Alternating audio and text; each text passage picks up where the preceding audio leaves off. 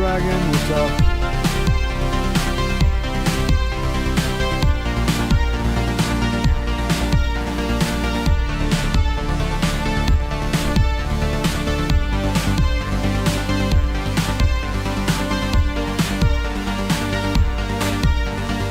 Pump up the jam. Pump it up.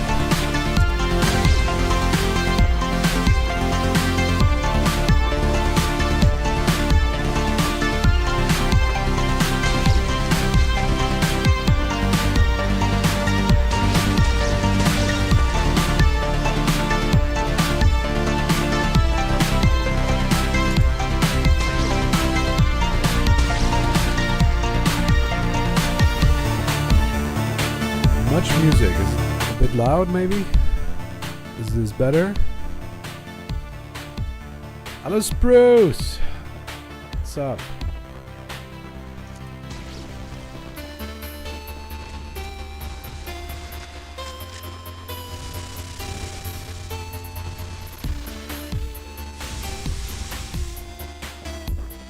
Much meat, that's good.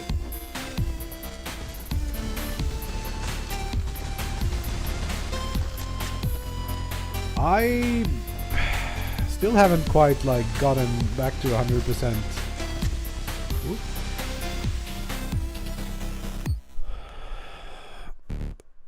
It's not a new game, it's the same game. It just got a little bit of different color. I can...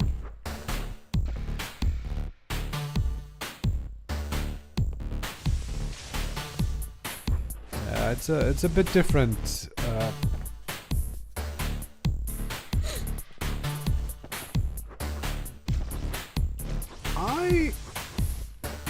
I haven't decided if I like this or not.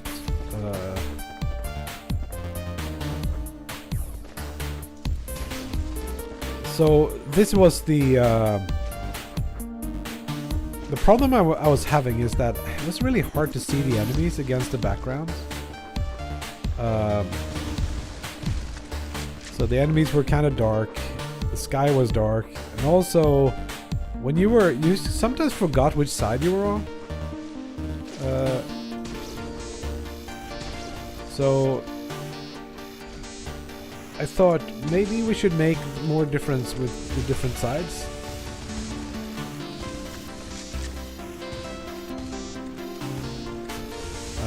So I came up with a brilliant idea of just cranking everything to 11. And yeah.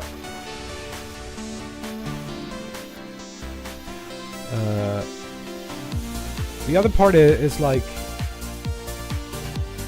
since, how should I put this? People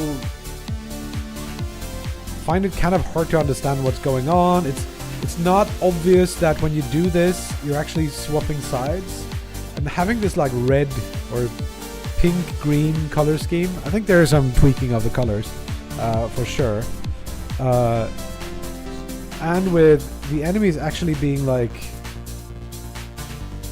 quite a lot easier to see, unless they're like obscured by something like this. But they're really like, why am I falling off the frickin'? I'm getting nervous. Here, they're still kind of visible, even though the thing is in the background is kind of right. We wanted to like slow down things a bit, make it more understandable. Depending on when you watch this last time, it's playing a little bit differently.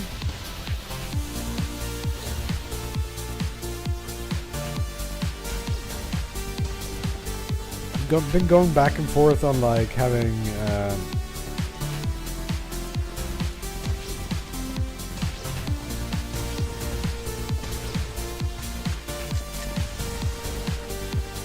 water damage you, and I don't know.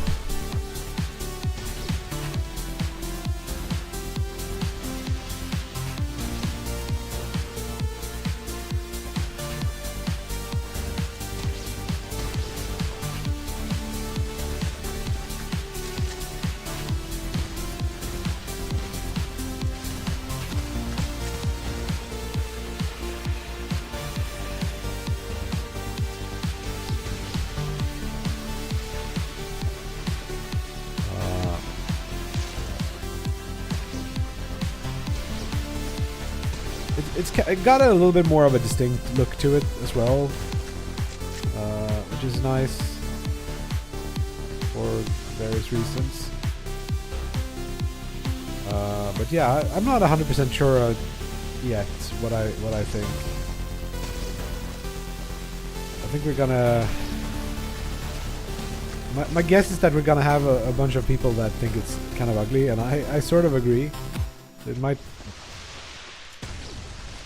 be that I want to tweak it a little bit more beautiful. I did make like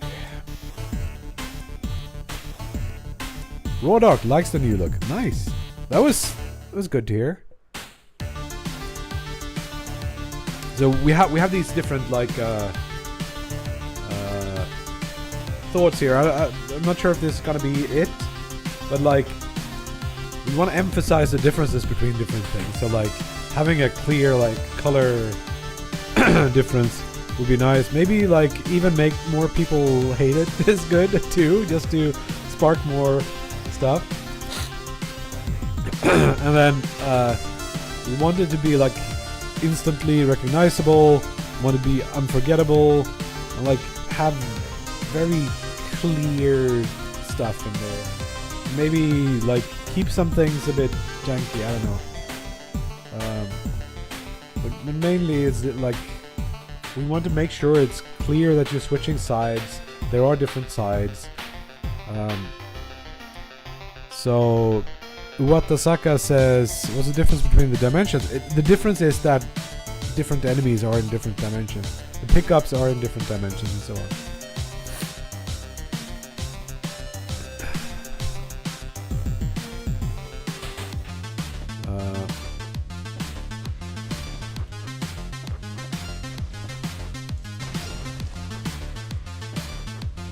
To some degree, I feel like the green, it's like the complement color of the pink. I don't know. I'm not gonna tweak it more, but it might be that the green should be like a blue or more of a purple. I don't know. It looks kind of weird with a green sea like that. I feel like that the enemies are following in the color scheme. They're also swapping colors when they're below. There is no real like difference. It's just that you're moving between the two. I also have really high banking settings on right now.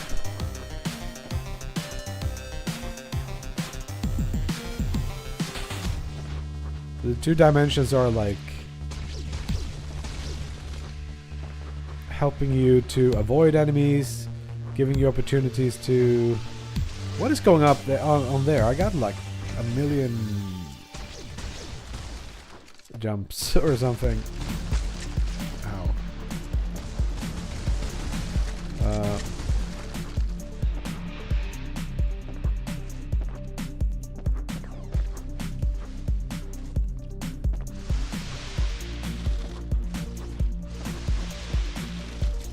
Ow. It was dumb. Yeah, it's kind of vapor wavy. I agree.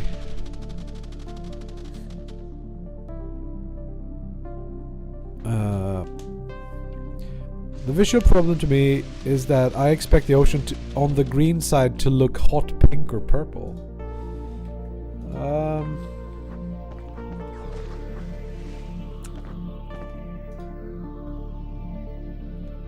Maybe.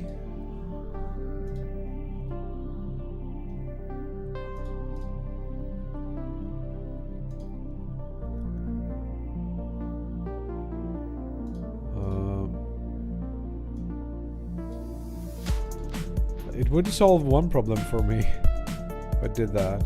I don't know that I have a good way of just doing that at this point.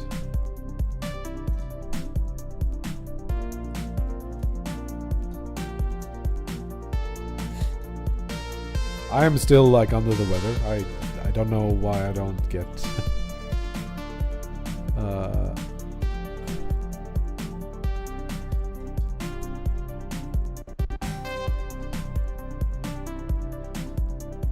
so what is it actually doing?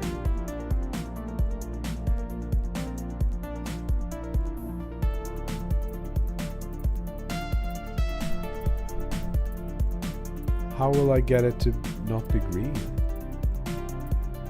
What? Where? Oh, that comes from hard coding a thing. Wasn't supposed to touch this more because I spent way too much time. But I have this G here.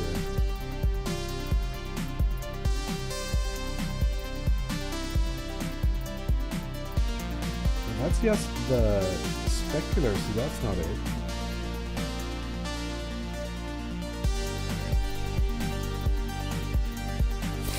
I don't think it's the virus. I don't have a lot of... I'm pretty okay. It just... My nose never stops. Which reminds me, I should go get some nose spray. Be right back.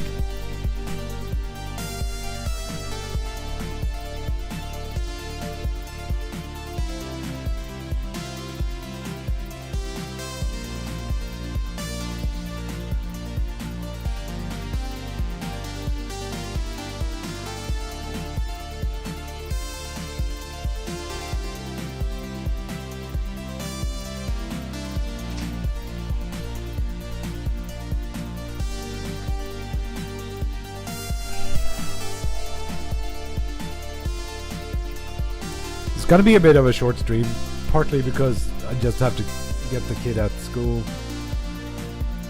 but also because I'm not quite back to full yet. Allergic to slask? Yeah, maybe.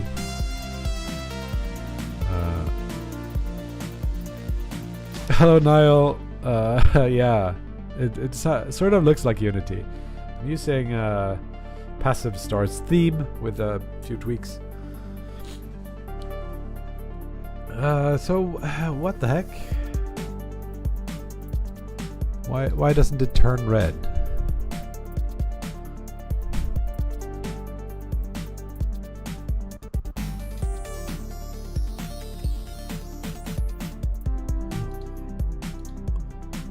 I'm on the right thing.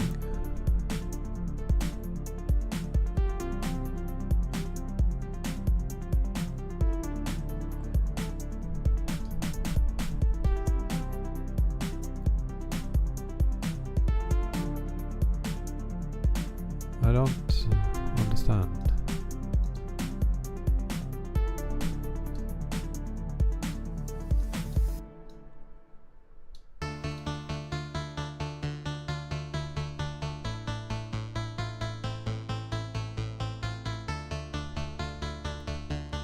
There's a shader to this. They're not baked. But kind of don't understand why it's still green.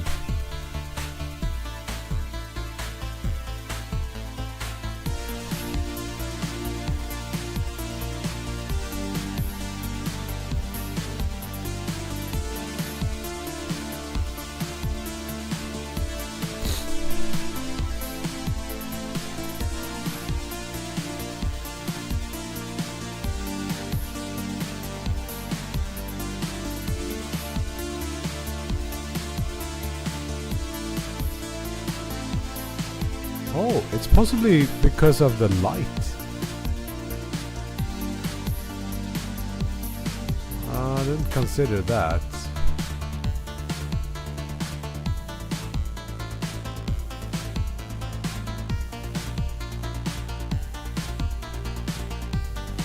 Just skip the light and just see if it looks good with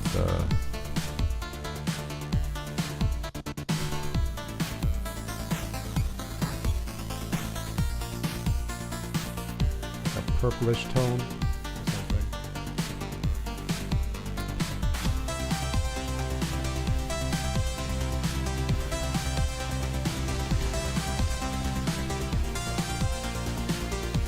The environment is a bit dull.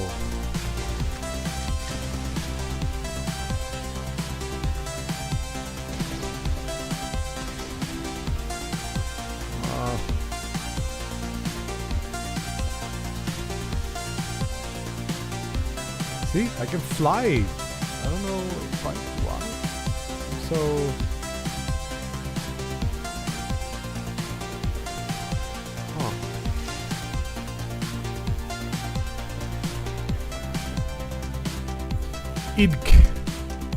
let's just undo all this. I'm fine with it being green for the time being, I think.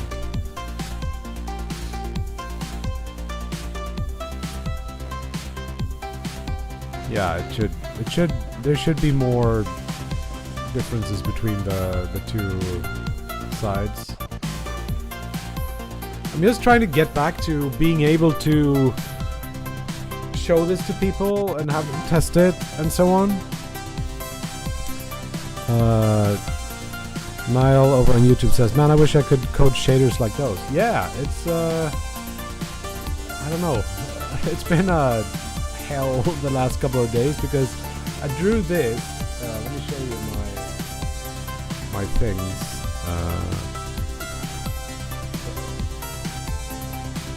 By the way, I had this really old sketch that I did like, I don't even know, like forever ago. I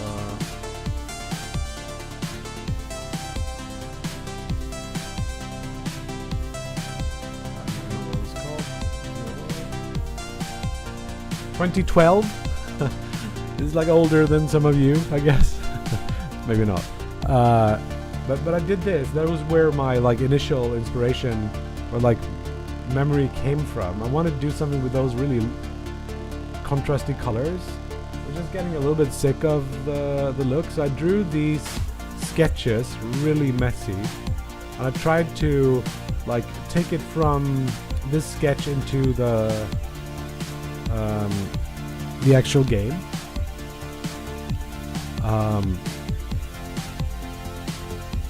Yeah, you know. Hello, Mind Rage. What's up, Munglo? So I just drew these and twisted the colors around a bit. I have this like idea of like a big pyramid that could be in the center or something, and yeah. Wanted to make everything like a bit more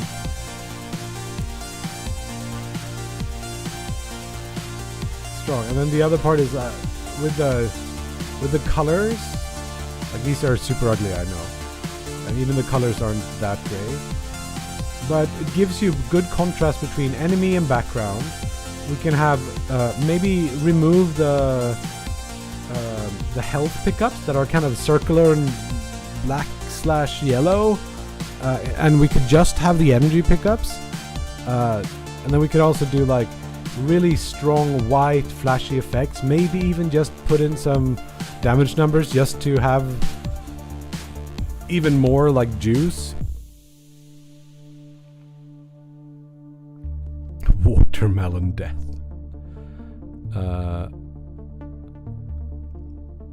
That's a good base. Thank you. That's really good to hear. I've been like going back and forth.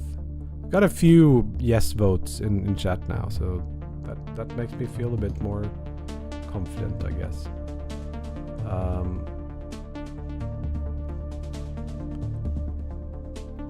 So you can probably see some control inspiration with like the inverted pyramid and like these. That could be like enemies that just hang out before they fall down and start attacking you or something.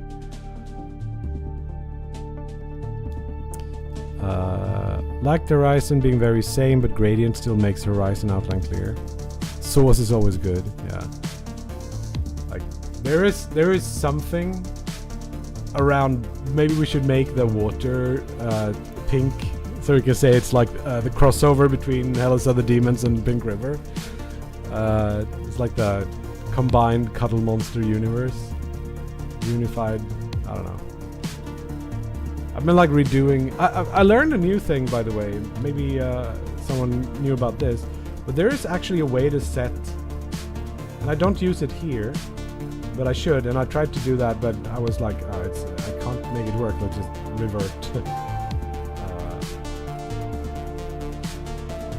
So there is actually a way to just set fog, which is a great way of just setting the final color of things. So I can use that to do the fog stuff. This is how the game looks without the effect, by the way, which is a little bit desaturated. Maybe there's a little bit too much green, like bleed from below. Yeah, I don't know. I can't work on that much more for now, at least. But yeah, the Cuddleverse. So. One thing that I also like sometimes is when parts of the level are completely black. I have that here, sort of these really contrasty, stark shapes. There's another thing to learn from this, and that is when you look at the game from... Maybe I can just make the level a bit bigger for reasons. But if I look like this, there's so much space around here that there is nothing there's nothing there. Even when I'm here, there's like a whole bunch of area where we just don't put anything. And these are like very low contrast. So I'm going back and forth between like, oh, maybe it should be like almost pure black in the in this. So I'm also thinking maybe the colors in on the ground could be a bit less. Like we could get rid of a little bit of this. Brings it down a bit too much, maybe. I don't know. And I don't really want the main, like the big splotches here to be dithered, which is another thing.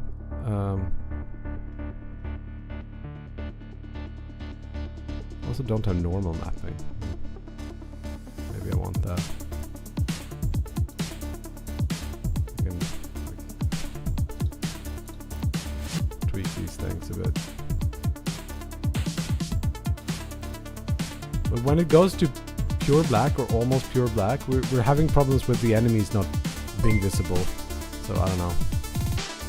The black color unites dimensions. That's philosophy.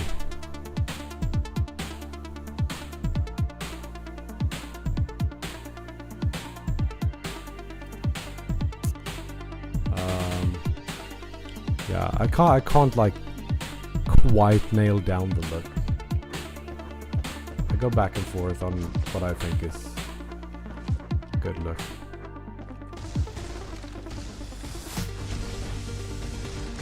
One thing I do like is I'm using a lot lower FOV.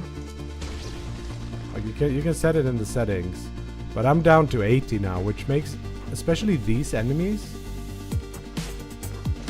really nice to just run around.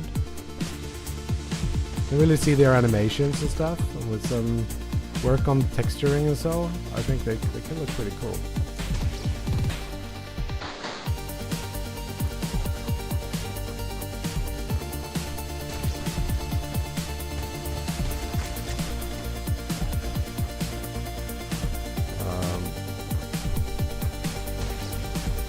But yeah, we have a couple of days before Friday. I think we can possibly make something happen.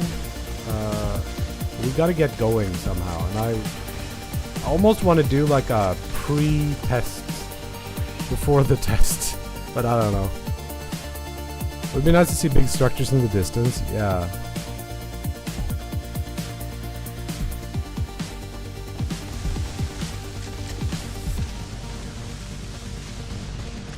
Or just like we used to have this sky thing. It doesn't quite work, but it's got something nice. Yeah, Syracuse, like you're right. But even just this breaking up the red a little bit, it's not terrible in my mind. The only problem is that it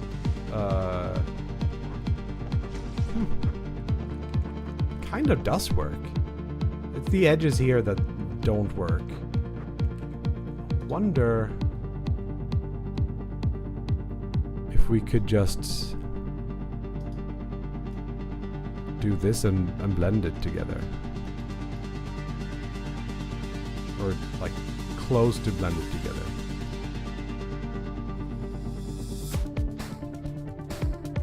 That wasn't too bad.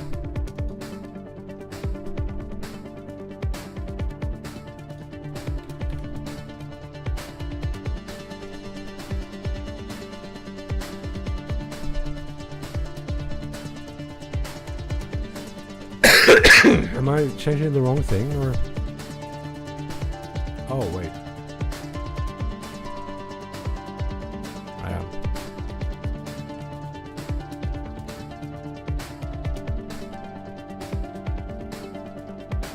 But this...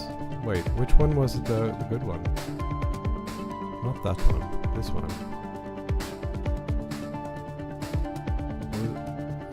Okay.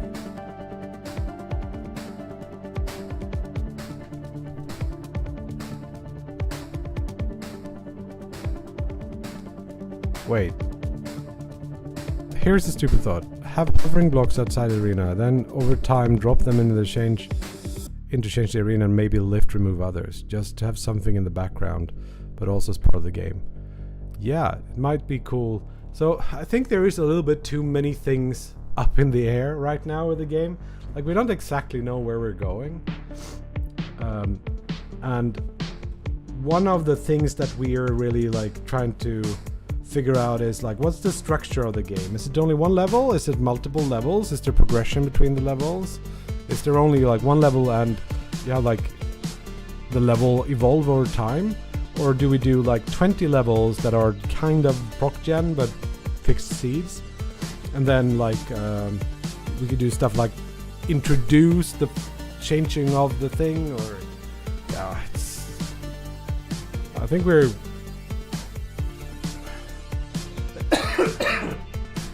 getting a bit too far into like I don't know how to put it.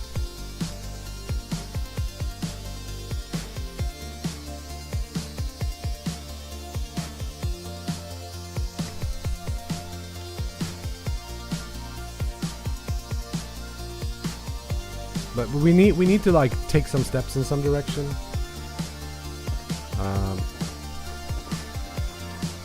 Dude, no, I think I randomly happened upon a color distribution that I like a little bit more here with a little bit more contrast.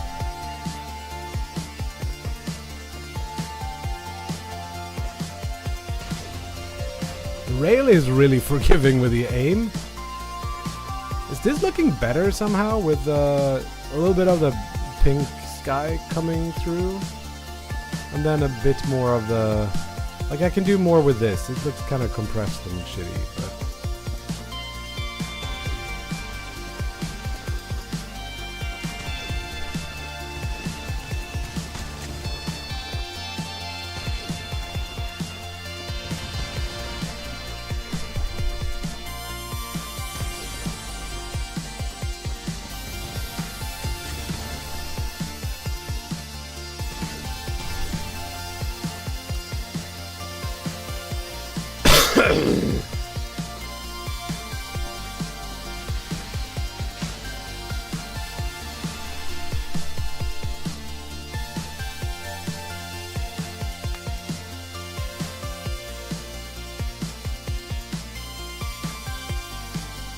Mr. Flying Tunnel World.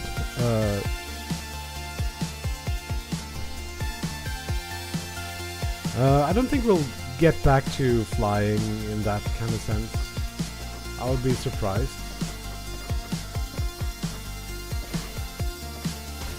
I think we left that on the wayside.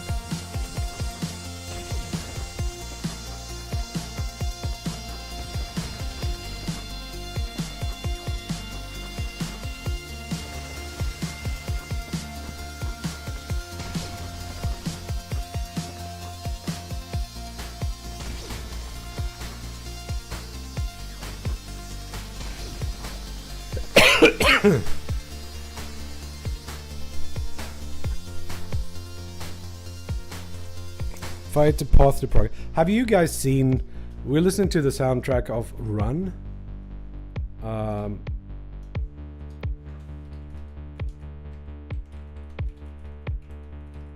think it's something like this. This has some really cool like features to it.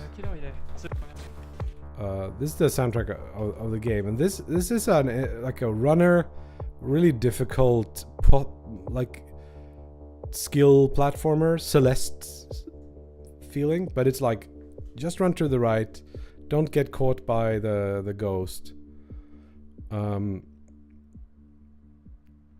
But the cool part of this game is that you unlock different parts of the level between runs. So like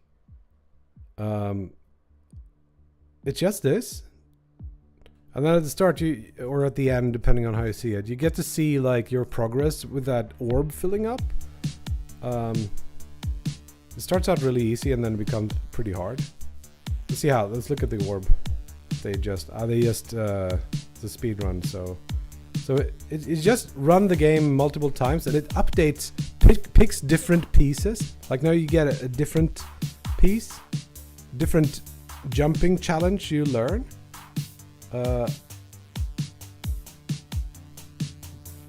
Here's another one, for example. You gotta learn these, and once you have finished them a couple of times, they kind of get swapped out for harder ones. I think that's a pretty cool progression system. There's also here's SD playing it. Go back just a little bit. We should see the and there are these like stones there you can pick up, and then that has another progression effect. Don't quite understand how that works yet. Can we get like finish a level here?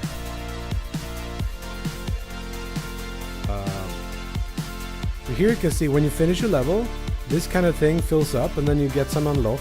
It's not anything substantial, but I guess it's either this or this that unlocks the new pieces in the world.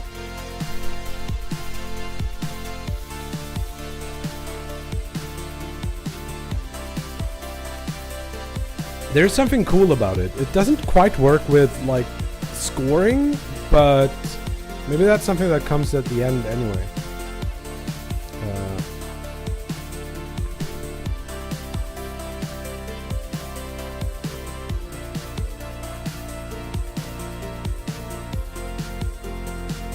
No incremental 0.011. No. Just like, now we have unlocked this enemy. Now you have unlocked these things. And it also works as a tutorial, where it's kind of easier in the beginning. And then you progress through like a way that the world is put together. Maybe we add like turrets or whatever. But then at the end you got like the speedrun mode, which I think would work pretty well in our game too. That's part of, so I've written down a few things that I think should be prio 1. And I think maybe the scoring of the game should just be like how fast you clear the level.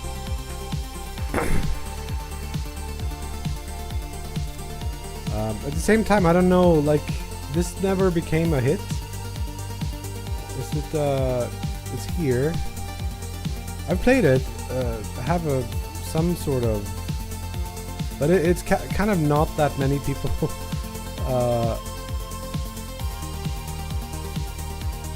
not bad music, it's amazing music. The more you play, the worse it got. Platforming is tight and precise, blah blah blah. I don't know. I don't know why people don't like it, but most people like it.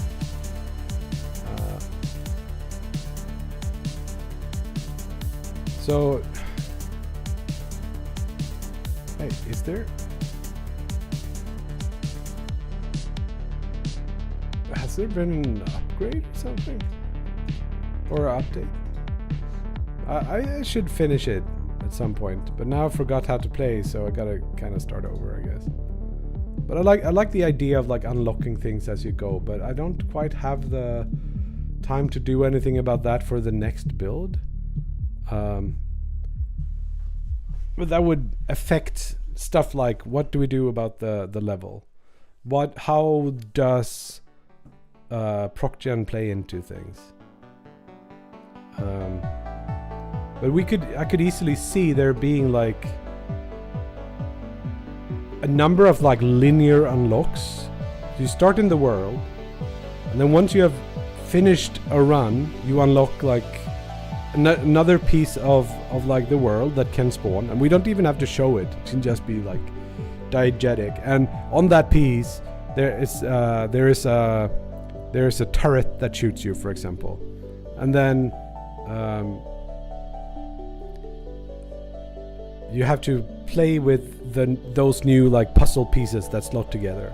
And then when you have unlocked another thing, it's like, okay, now the level maybe is a bit bigger, so we can spawn more enemies,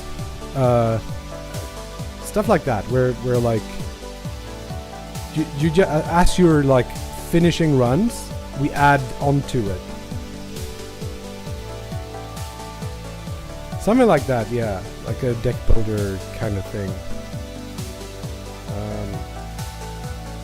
And maybe you can progress in this kind of linear fashion, or maybe it's like a tree thing that unlocks things.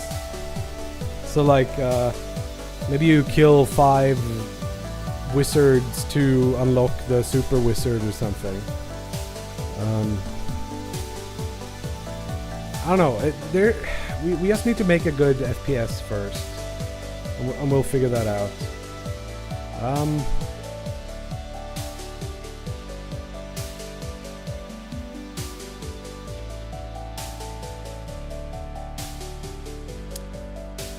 Yeah, or like stand in a certain spot to charge up a thing, and then that unlocks another piece. And in the end, you have like all the different pieces that unlocks the boss. So you gotta like do 3 things maybe to summon the boss, and then you can kill the boss, and then you can win the game, so to speak. I think there is something cool around that kind of structure. But yeah, I don't know.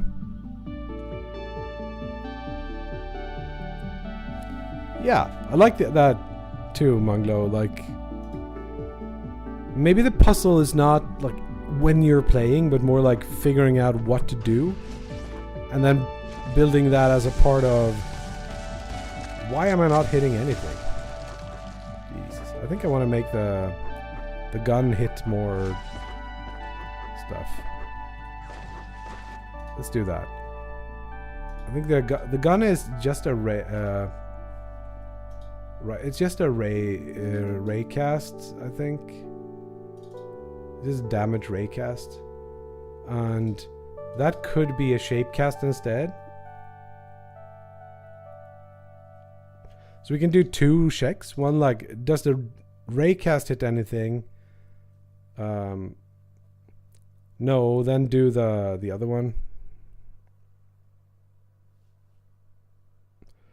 100% identity crisis. I would love to hear like some way of resolving this from someone, but it feels like a lot of things aren't quite like clicking, and so you try different things and then you lose sort of sense of what the game is gonna be.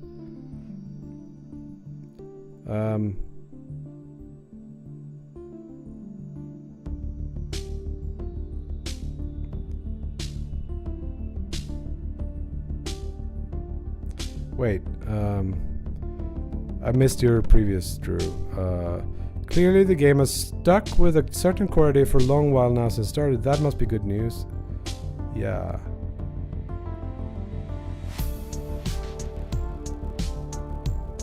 No more massive taped together maps of some Metroidvania game. Yeah, let's not do that.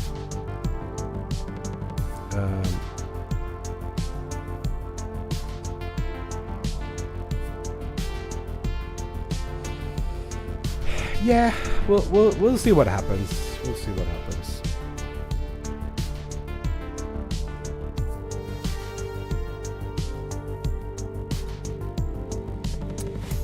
Let's do 10 more minutes of tweaking the look of things, because there is some. I like this. I think this looks a bit bad, but I can live with that. But mainly, I think that the levels could have a little bit less texture. Like, can I lerp between something somehow?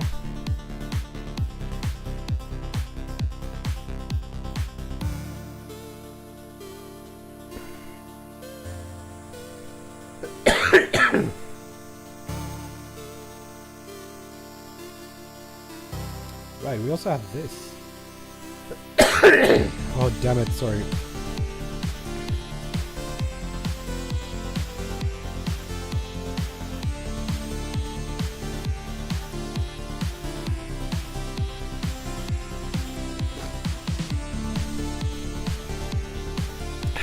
Nice, Mind Rage. Hello, Lawrence.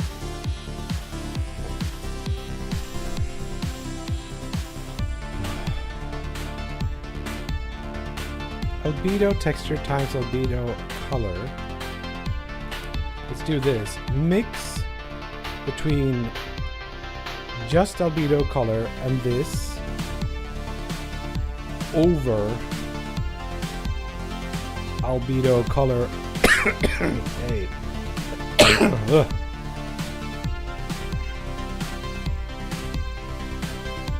I guess we had to do like another mix with albedo above and albedo color below.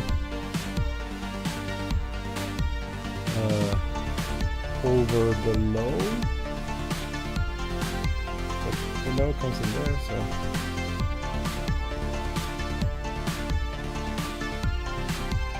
I'm missing one here.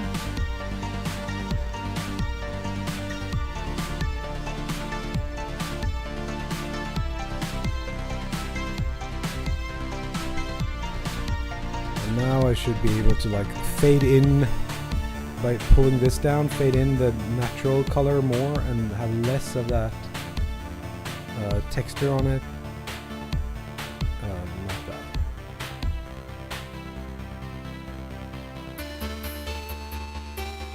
That's a bit more like what I want. Something called noise scale here. We can tweak. it's applied really weirdly. Oh, it's using noise. It should be using dirt noise texture. There we go.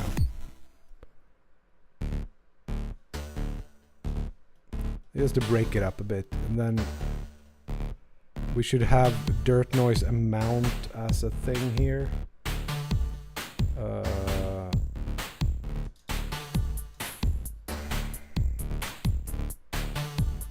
So how do we apply this?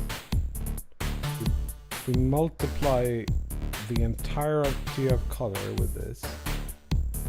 But if we did it just here, we could fade it in and out sort of with just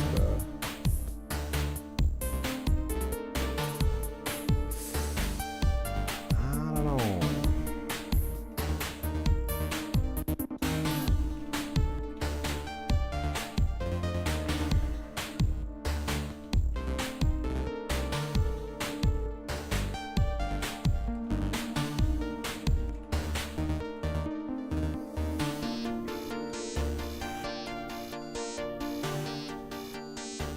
But we don't have a noise A.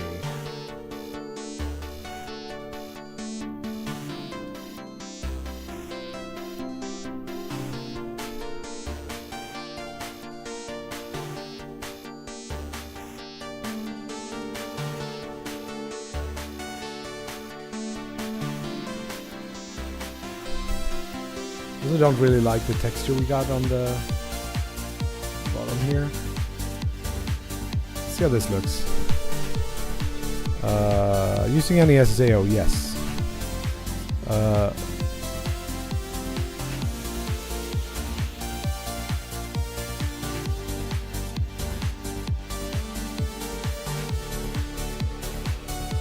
Thank you, Drew, by the way. Let's see here. Design-wise, I don't think it works to cater to that figured out mystery as much. It's more like most places they want clear guidance on what to do, drop them in the blind with no hints and they just do anything. The Wicked. I think that's a fair point. Like, I think if I were to play the game, I would rather be like it's just like play the game to progress, not like do a puzzle to progress. So there might be something like that we need to take into account. Pink horizon against the green ocean seems to work on both sides. Nice. Maybe killing enemies on one side progresses the unlock for that side only, and that affects the upgrade pots. Like, for example, the next unlock piece is themed based on which side the mirror most kills. That'd be cool. I like the idea of like adding more impact to differences between the sides.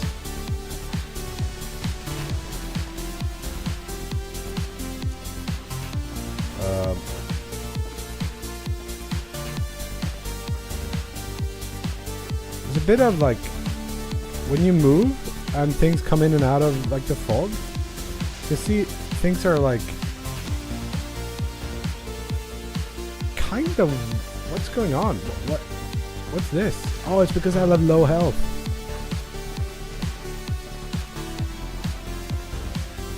But I really like the way these silhouette against the background at least. That's a good thing.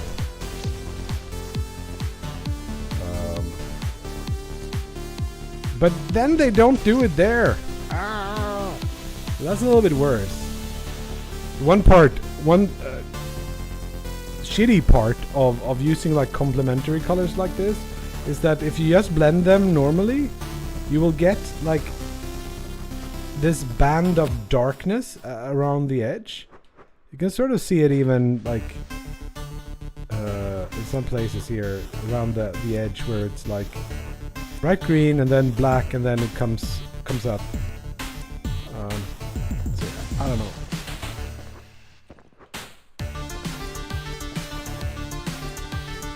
We have also like increased. It was mostly prompted by a viewer on last stream, maybe on Friday, I don't remember. We just pumped up the movement speed again, added a bunch more like banking and stuff like that to just make it more juicy looking and feeling when you're playing.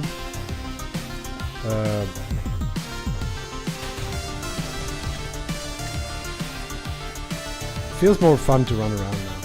And with lower FOV, it also works pretty well to just like face off against these guys. Right, now you can see them. So yeah.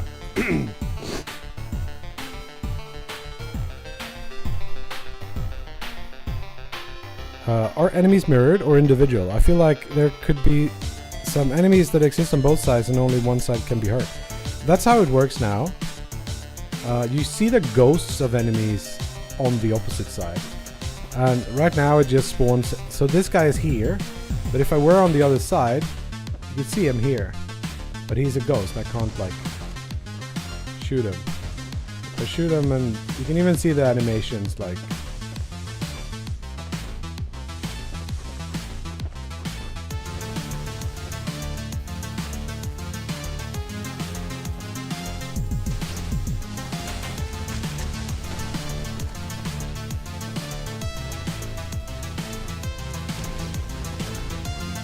Quite often they spawn at the same places where the energy pickup spawns, and then you're kind of screwed.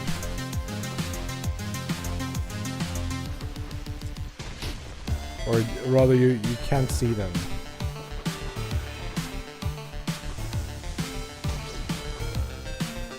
What time is it? We got like an hour. We haven't really done much. But it's good to talk about it, I guess. Yeah, the ghost doesn't attack. There used to be enemies that attacked. Like the shooter enemies, bullets were actually shooting at you, even if you were on the other side. We tried that. There was some version of the game where that was okay. But then it felt just more... like the different sides mattered more if you could like sneak up on someone like I can do with these guys. But maybe there's like one enemy that can do this.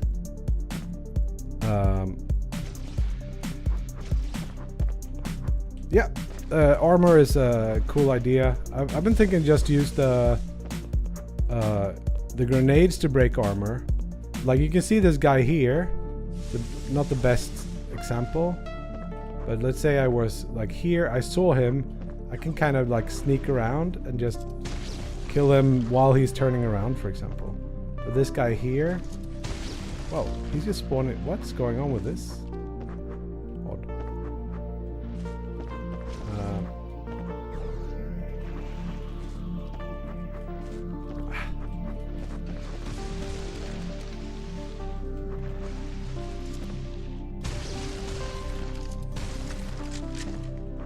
Kind of like before it's time to see me, I can kill him. And if he were to like attack you while you were on the other side, for example, you would lose some of that.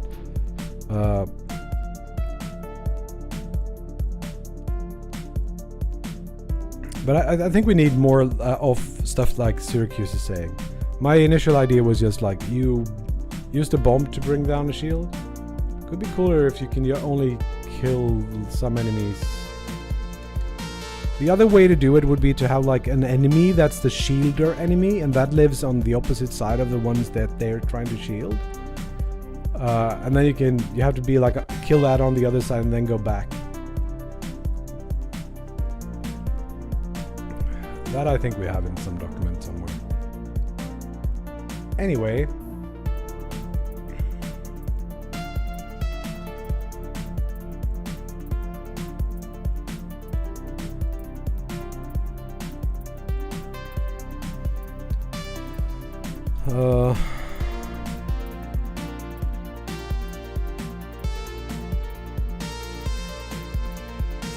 Can make this brighter, maybe?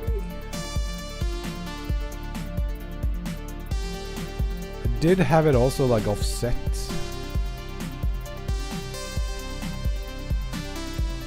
Can I offset it enough so that it just...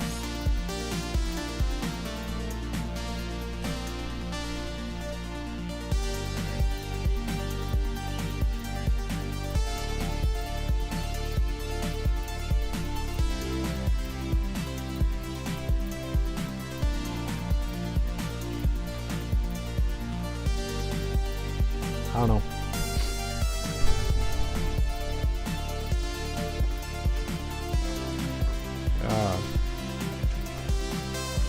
Like you see the guy here and you're like, oh, what happened there? You see?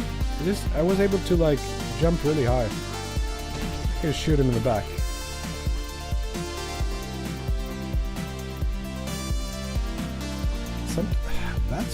That feels really weird. Like sometimes I can fall down much faster. Or fall up, I guess.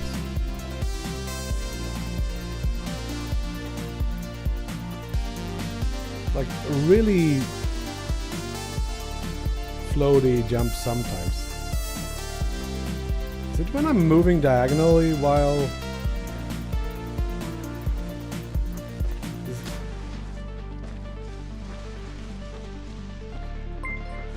Strange.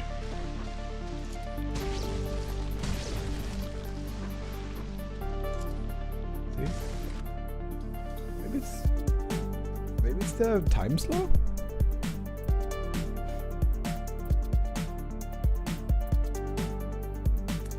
Anyway, I don't know. My brain is not quite there. It should be normalized. If it's above a certain threshold. I did change some things. Maybe it's just I changed the jump or gravity or something. But we need to get on with making something that actually works. I think if you do this... No.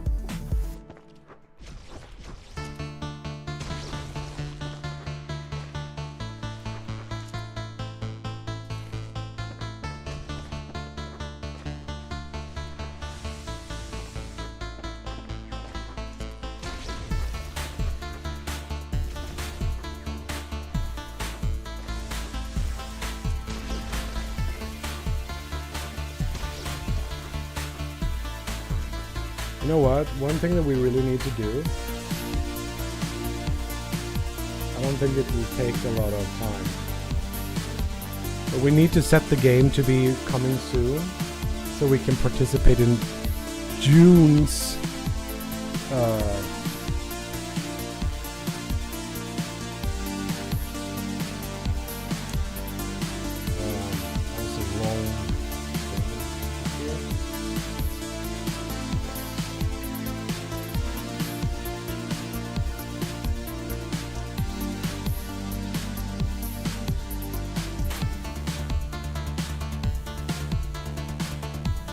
But yeah, the next step. The Steam's backend is like super slow. I don't know.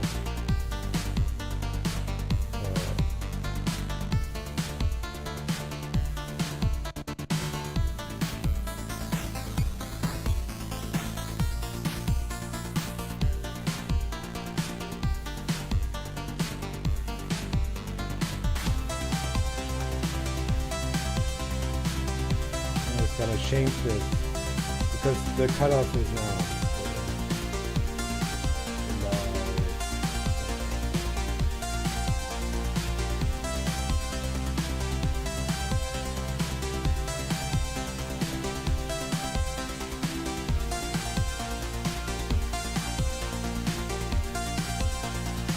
You just do this.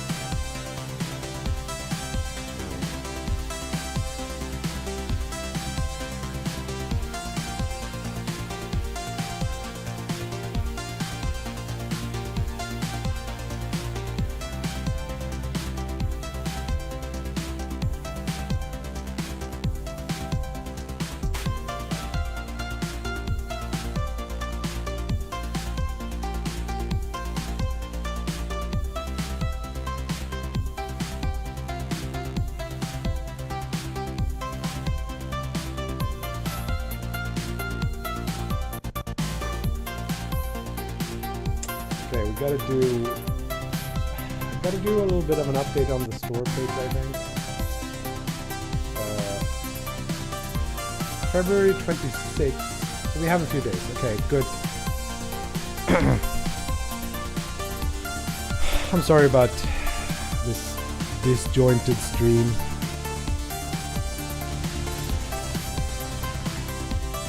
Let's make the gun a bit better.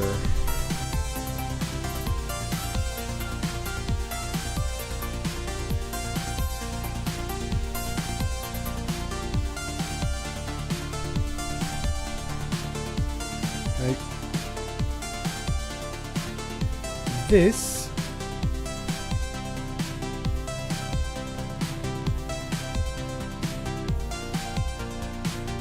we want to make one that's like a shape cast, which has like a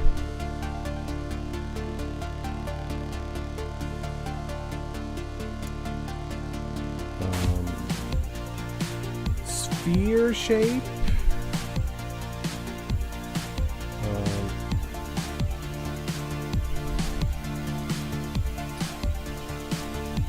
Other way. So you can sort of tell the sphere shape to. I think when you shoot, we should first check the not sphere shape and see if it hits something that we can damage. And if it does, all is good. If we don't hit something we can damage, but we hit like a wall, we're gonna limit the length of the sphere shape cast or the shape cast.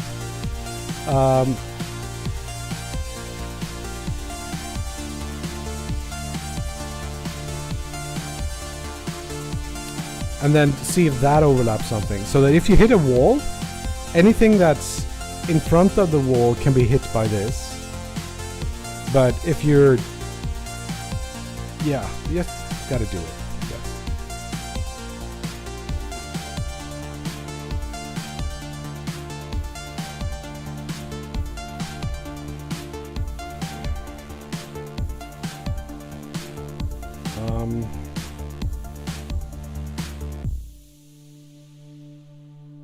Let's see how this works.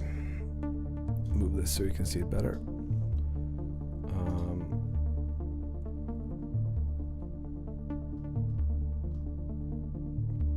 So if damage raycast is colliding, it sets up a bunch of these like collision points and stuff.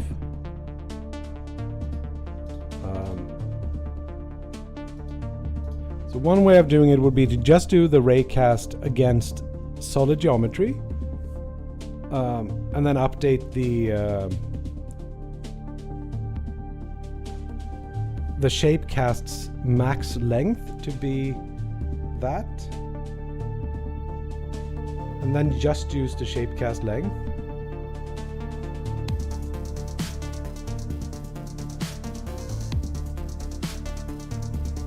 So we don't have to have the same code multiple times. The shape cast also don't get us... yeah, maybe it does give us normals actually.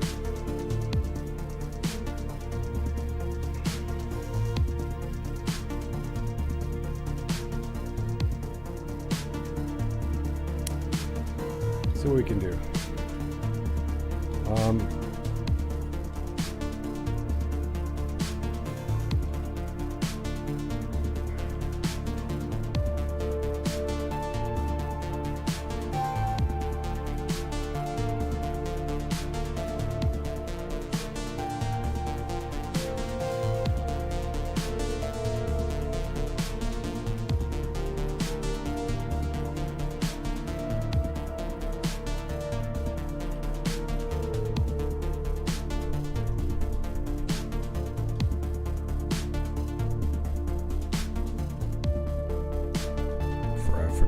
Let's drag this in here.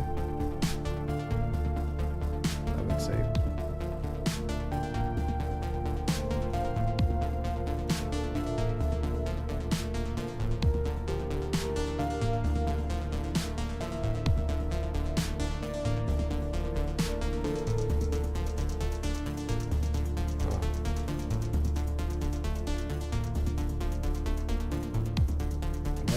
Oh, it's because this... Okay, cool.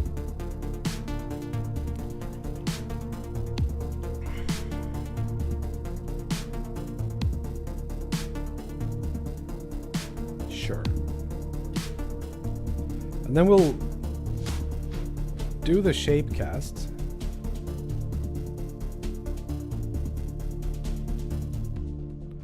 We need to prioritize hitboxes with weak before others. We need to sort of sort the list of collisions. So like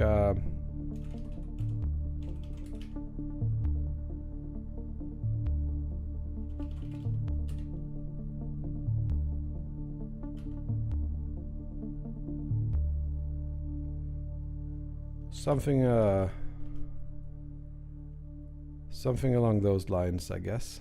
And then we can do like damage, shapecast, force, shapecast update. If damage shapecast is colliding, we want to do like collision count.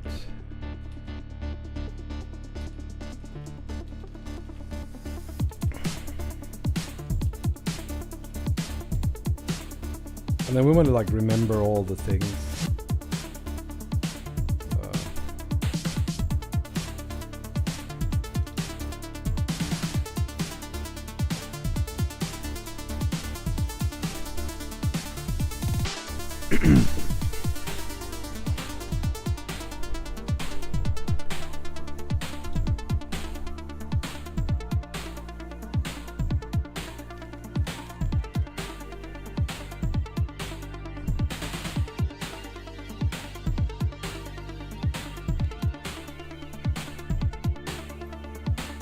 Collision count is get collision count, and then we go through the collision count. We don't need the range thing.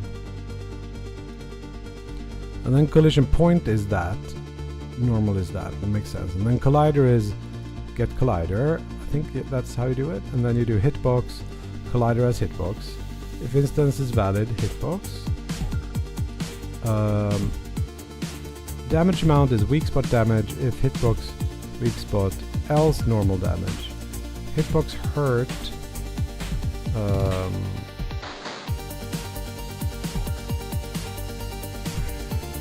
This is where we don't want to shoot through, so we need to make like an array of hitboxes sorted by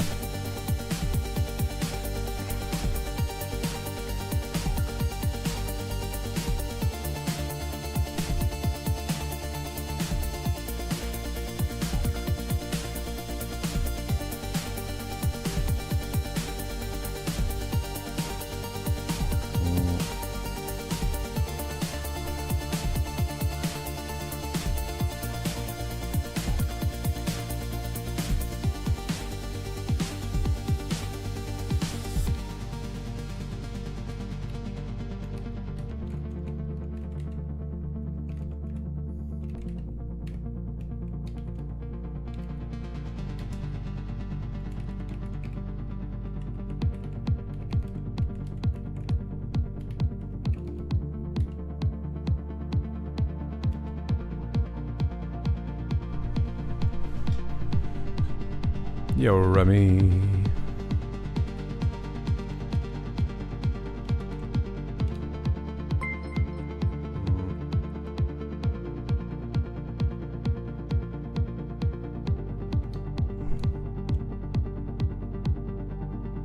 I don't know if this is how it works. What are we missing?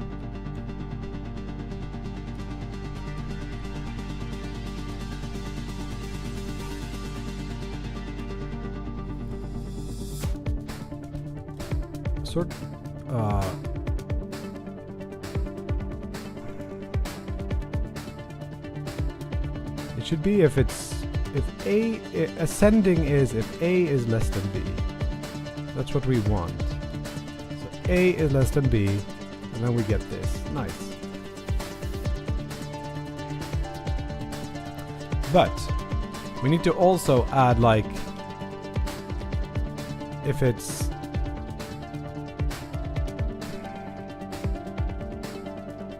the same. This is the weird part. It's like, yeah, let's sort them by this first. No, we need to also bring in whether or not they are a weak point.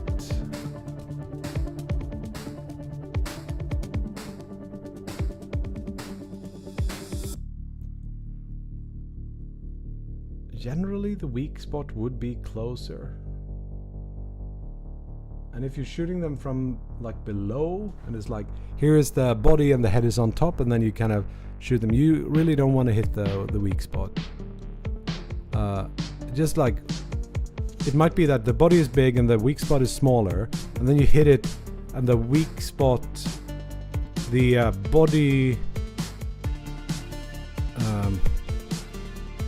you sort of have to group them by.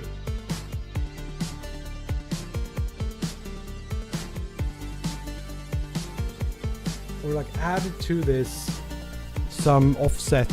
We just make it like 2 meters closer if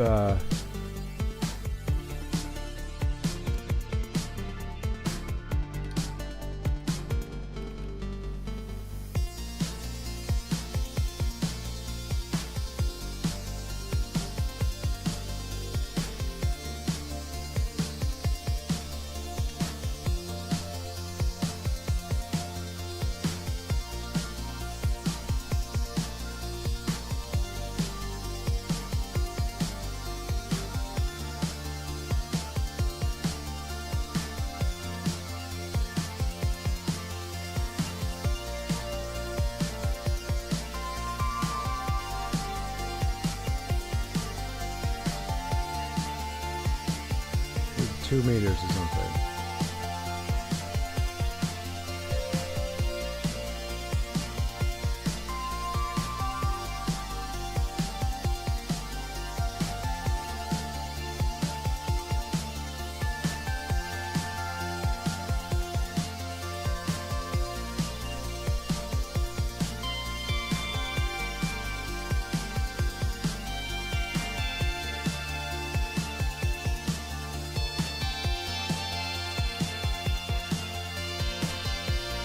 Should also rather be the distance to the closest point on the line.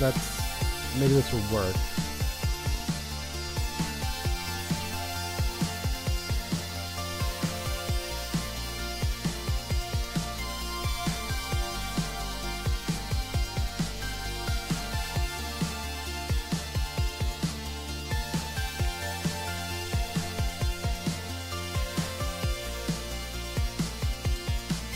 This is a problem because we don't have these numbers in here now without having a reference, like doing a dictionary of hitboxes. Where hitbox is the key. We could do the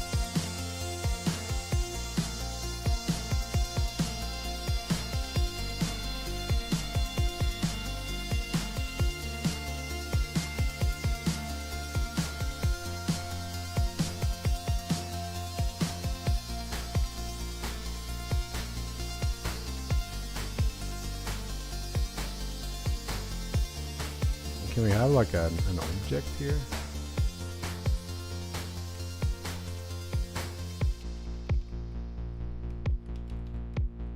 We can make it easier. We just do like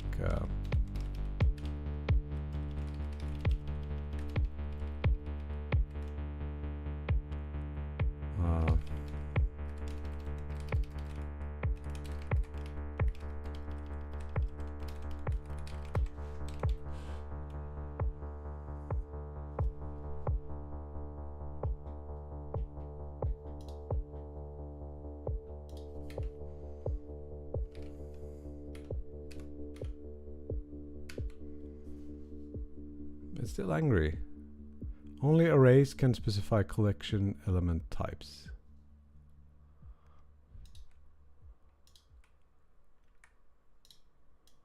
Guess we just do that then.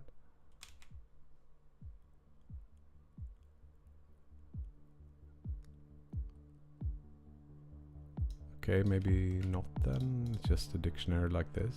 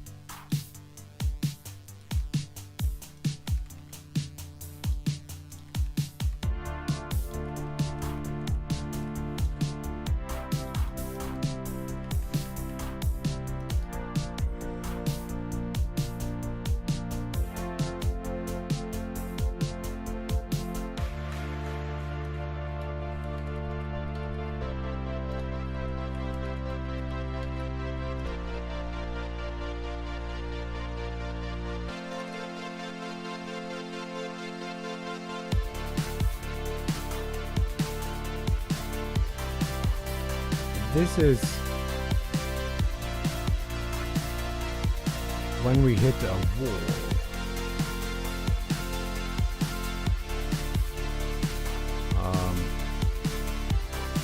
We'll do slightly different things.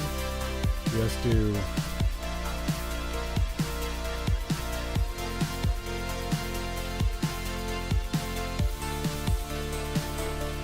it's not shape cast, but damage. Cast. It should not work.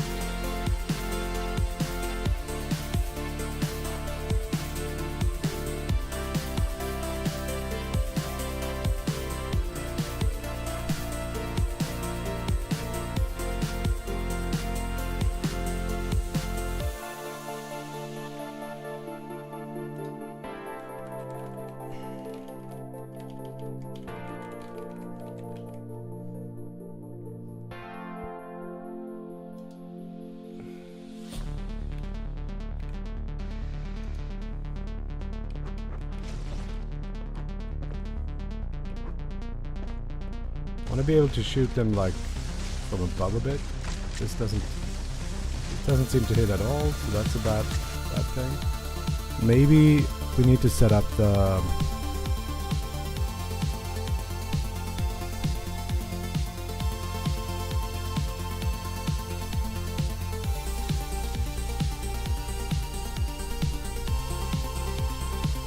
what up there? So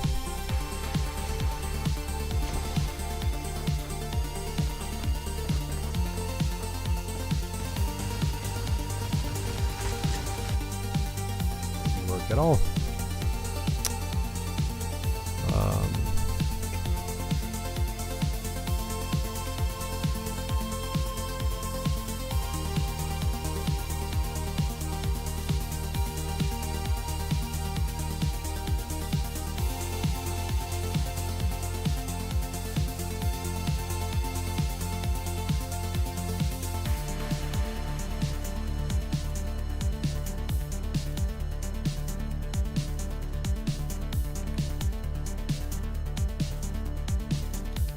Yeah, this is not right. This should be, if we're hitting something,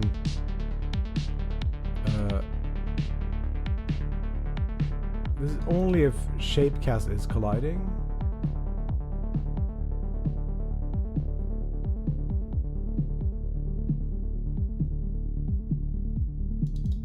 Wait, that's shapecast. So first it is like, if raycast is colliding.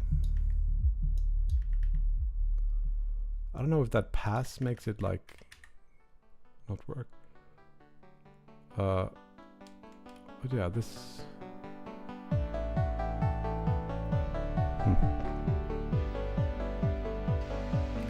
Why don't you?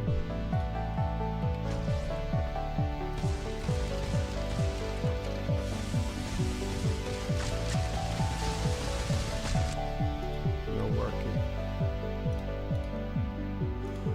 So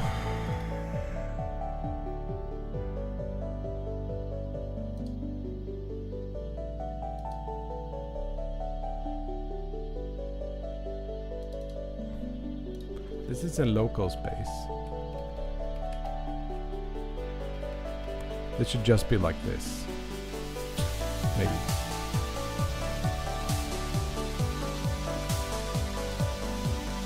Why doesn't it like swap to the game again? Ah, look at that. It does hit him in the head, but not... That actually does work, but it doesn't hit him in the body for some reason.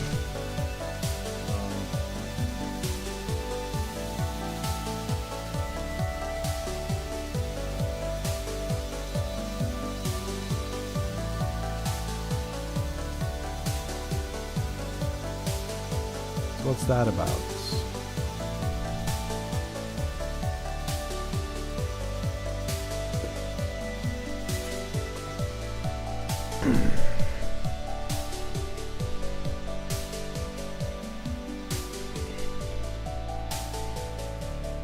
What is that about?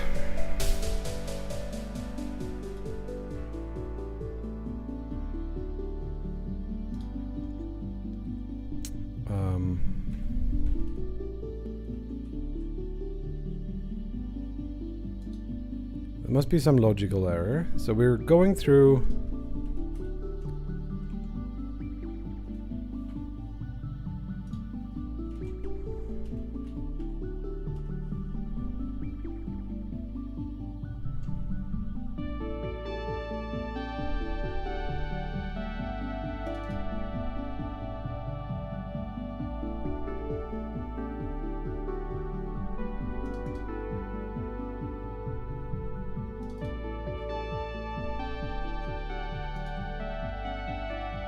thing that I can think of is like maybe the slasher enemy is just not on the right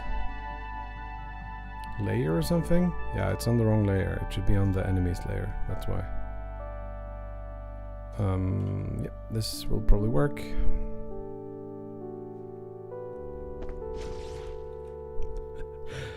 My daughter turned 18 this weekend, so I bought her a locket with a picture of herself inside. Thankfully, she's now finally independent. Yeah. That's pretty bad.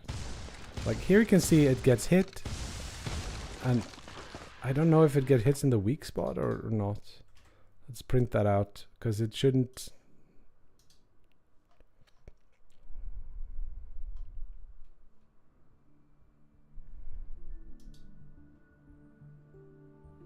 Ah, it's very dumb.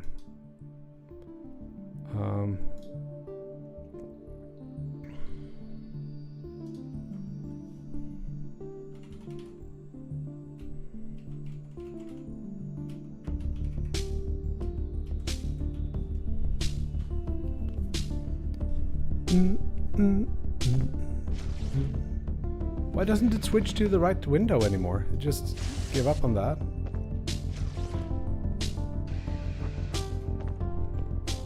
Shoot there, and then we look. It says normal hit. Shoot there, but it says nothing because it's too far up, but it says weak spot hit now.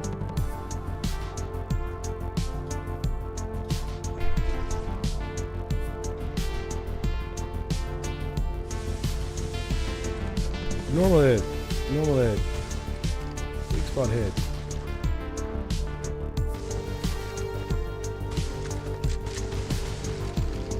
We need some visual...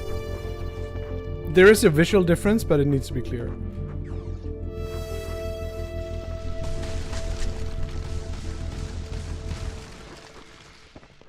Wonder if it's too generous now, maybe. It's like, how far above can I shoot?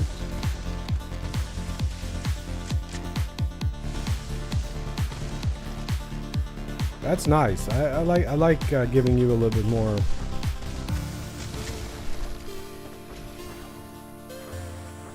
leeway.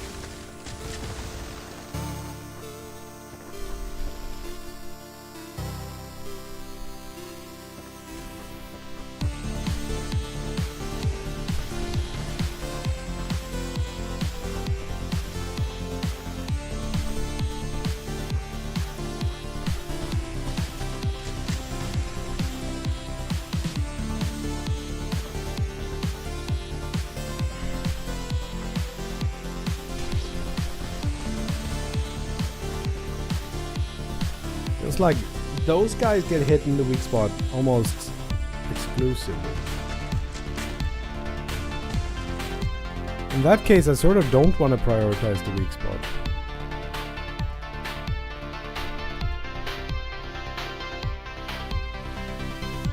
Let's reduce this a bit. Maybe that's good. Purple when on the green side. Yeah. I don't think we want to like over analyze things in this universe.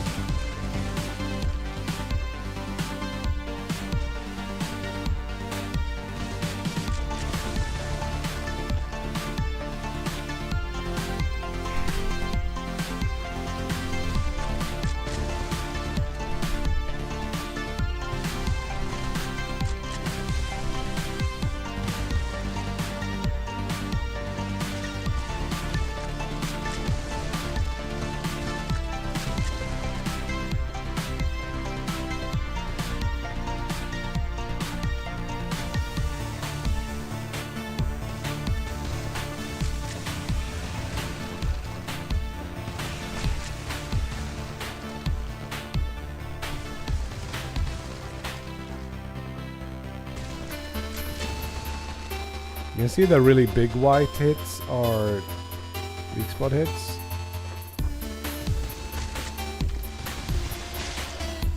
Those really kill you quickly. Should of making the water black? Yes.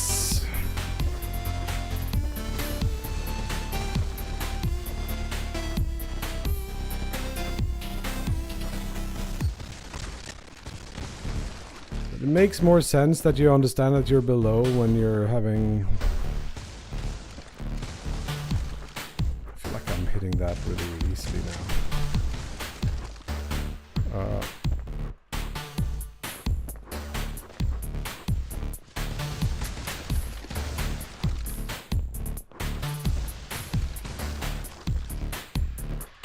Kind of too easy now.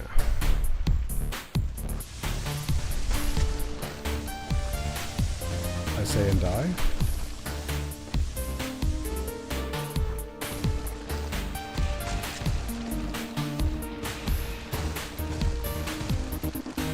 Right, Alfred has added some sounds. I haven't listened to that yet.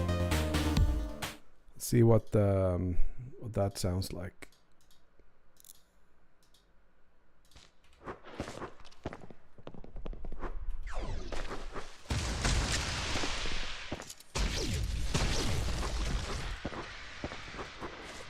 I think there's some spawn sounds here that...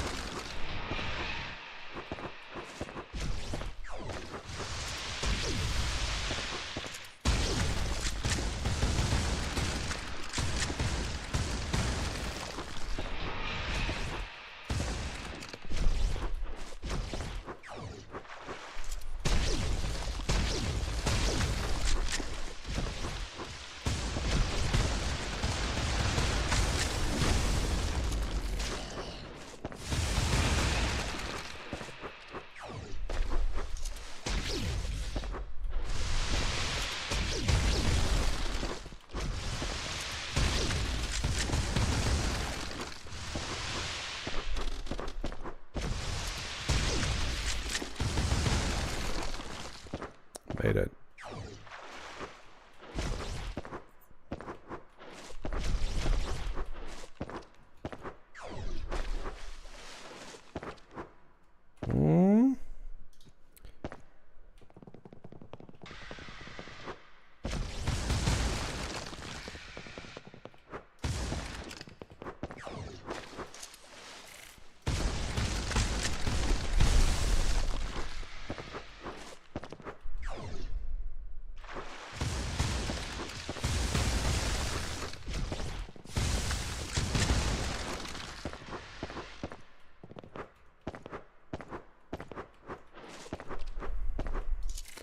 think there's a little bit too much ammo going around. What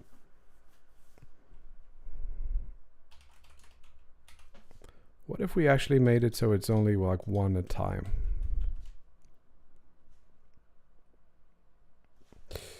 Yeah. So now tell me why it doesn't automatically focus the window.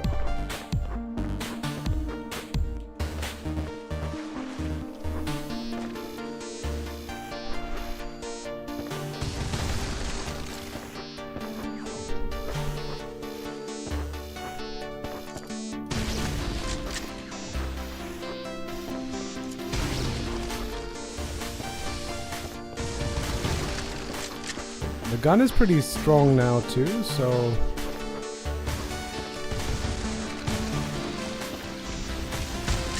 should maybe spawn a little bit more enemies earlier. I should have railed the other one, but I didn't. Damn it.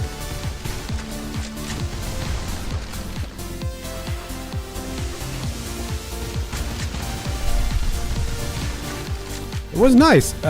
That since there aren't that many pickups,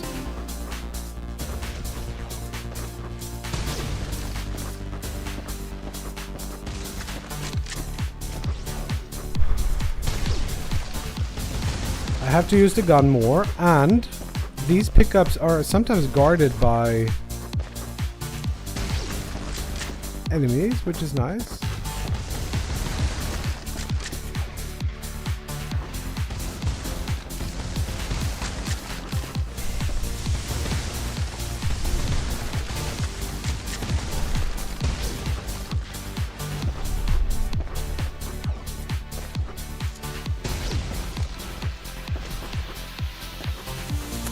Oh, I think I'm shooting. Wait, I think I'm shooting a regular shot that's the same time as the rail, making it do a lot more damage.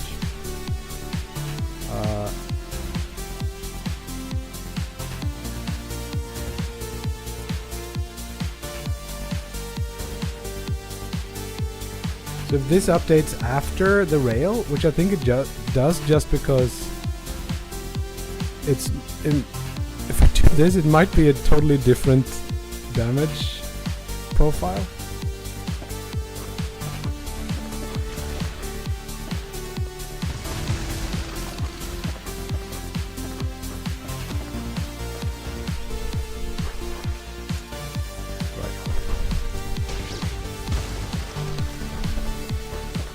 Now they're not dying in one hit anymore.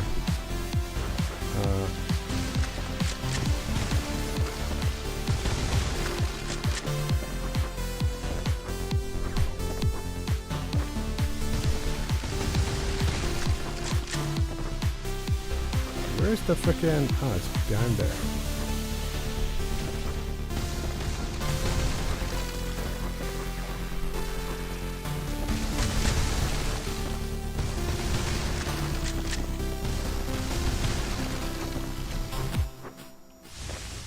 Miss.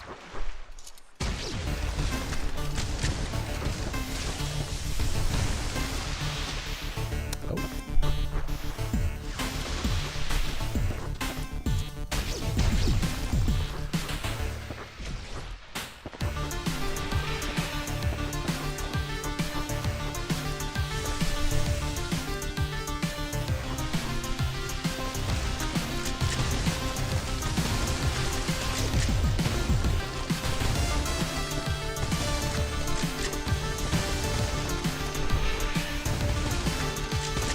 Wonder how many enemies we're gonna have, so it becomes hard.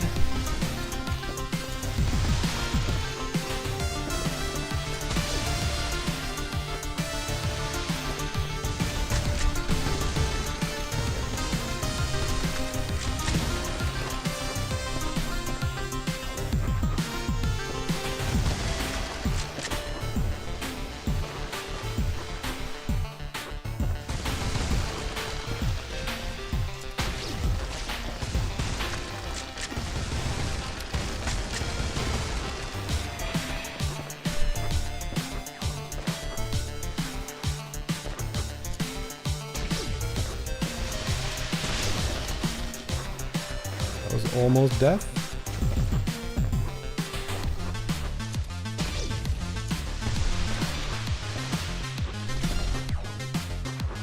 I think these should also like follow you across the...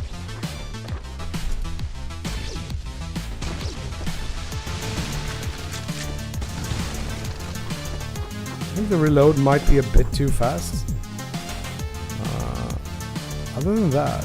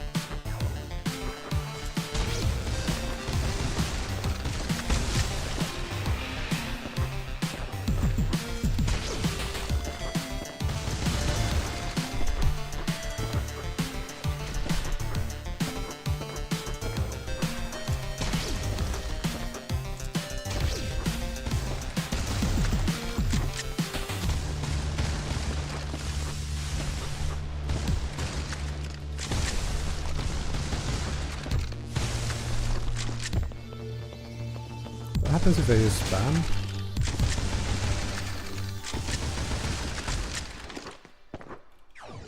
That works.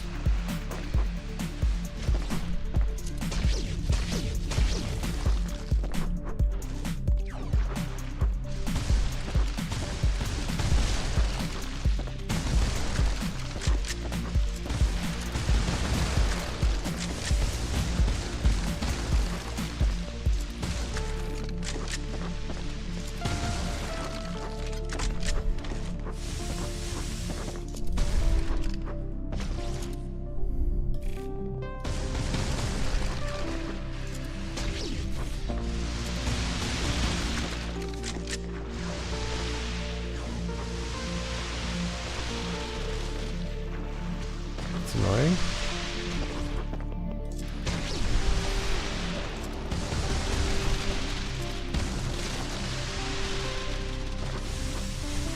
If you had to kill enemies for the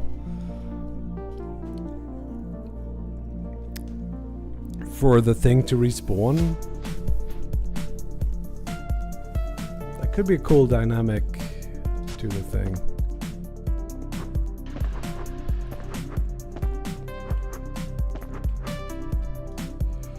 Just quickly do what you're saying here, Mind Rage, and make the water slightly different color.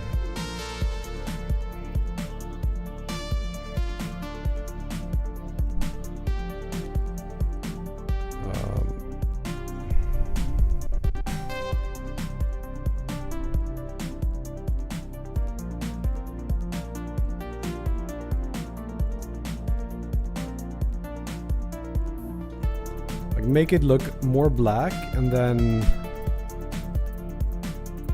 it's like a bit darker. Then the question is, can we make this purplish?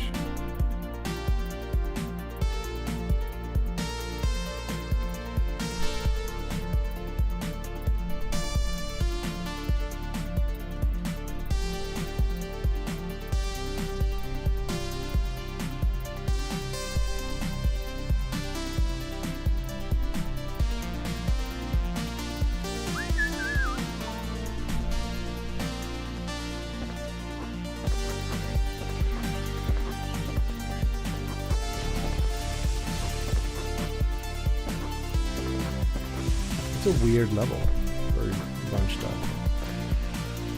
See, that's where I'm falling like crazy.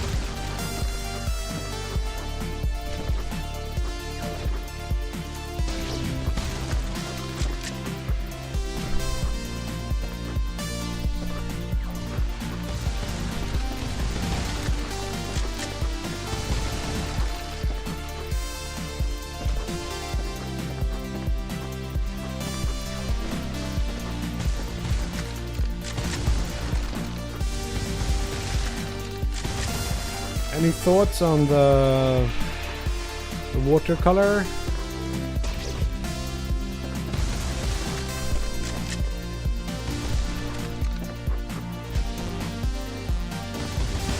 somehow better like this?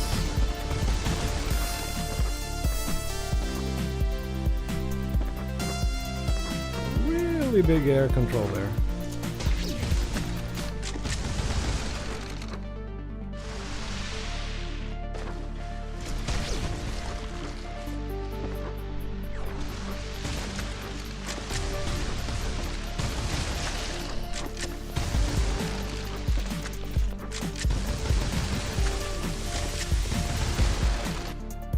Like both.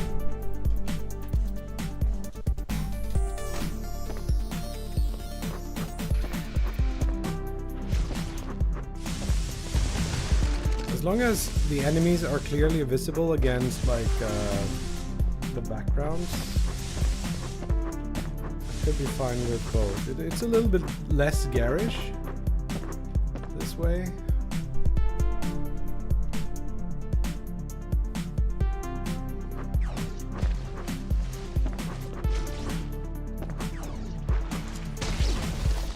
I don't know. I think we should work a little bit more on like the level, the pieces of the level.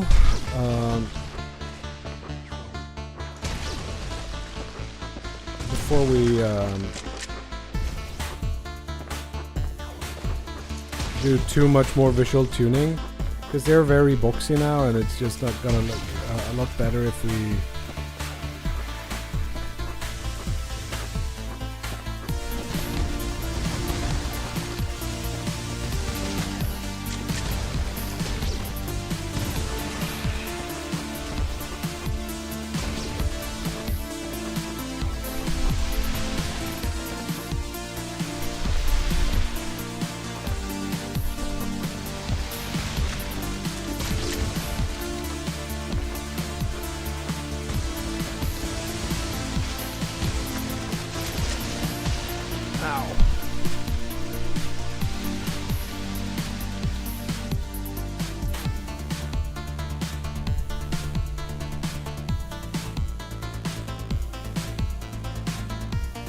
I wonder if this guy shoots shots that are like inside each other.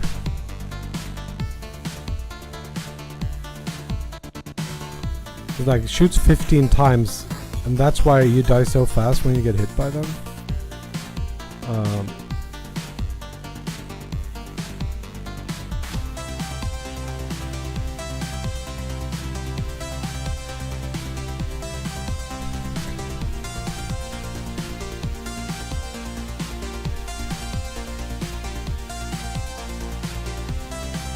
I don't know. Let's give it a quick try. We've got about 20 minutes, 15-20 minutes left.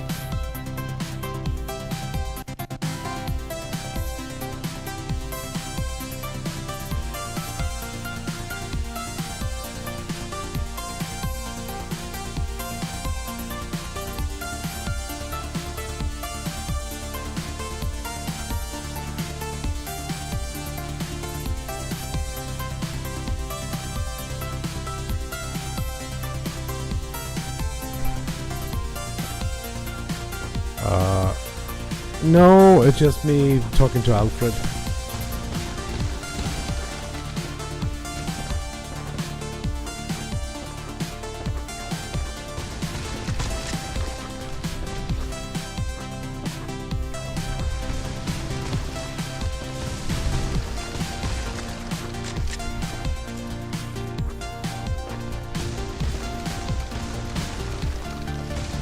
They're a little bit easily stunned.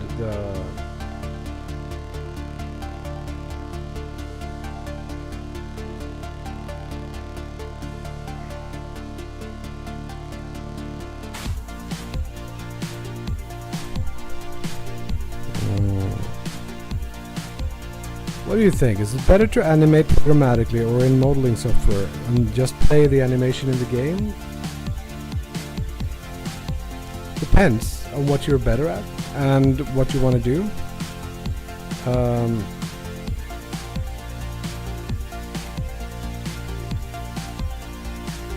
Like, it's really hard to get a good walk animation programmatically, but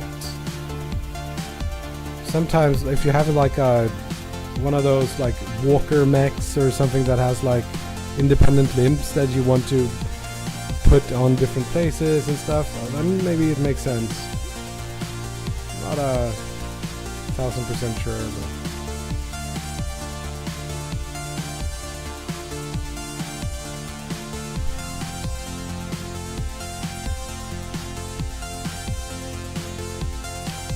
yeah, I use for like the gun and stuff like that, I do a lot of procedural animation.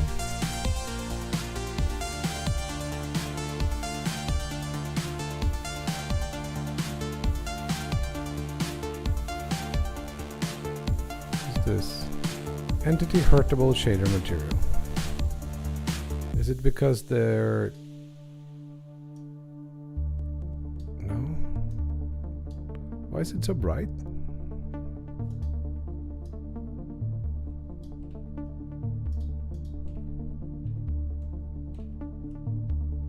I don't know.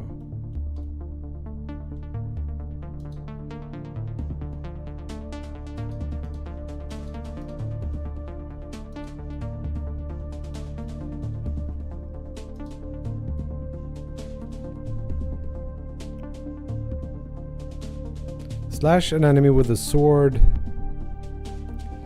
Generally, I would say like most people would go for an animated approach, like do the animation in Blender or Maya or whatever you're doing for a sword animation. At least if you want something that's more or less like realistic looking, like you have an actual character. If you have like it's just a box that runs around with a sword, like hovering around it, and you hit it and it just flies around and does things, then maybe it might make sense to have them, because you get things a lot more dynamically if you can animate it by code. That's why I do like my gun animation, for example, like that. So it's like, it's not very good at the moment. It was actually better a while ago.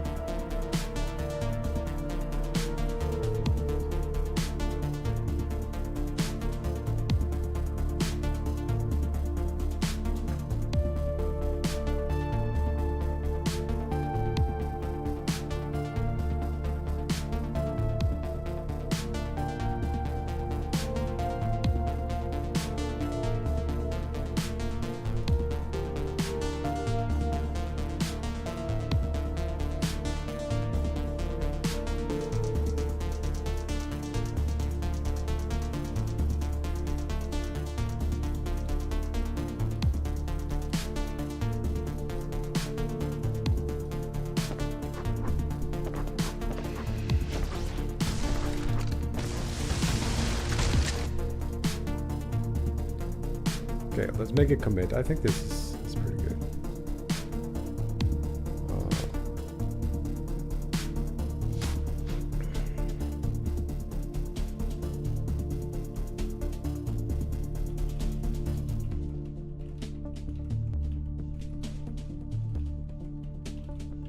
I don't have the patience to write out or split it up.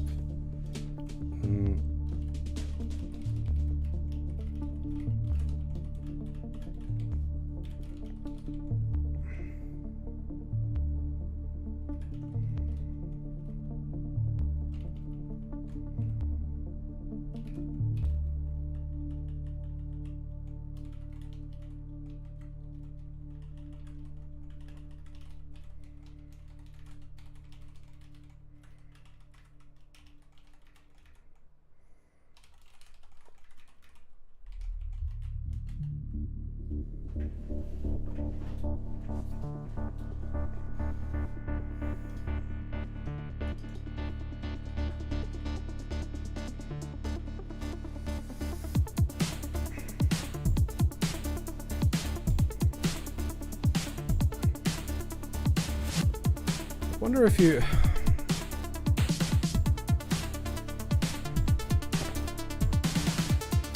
Animating programmatically is really fun, yeah. And also the other part is like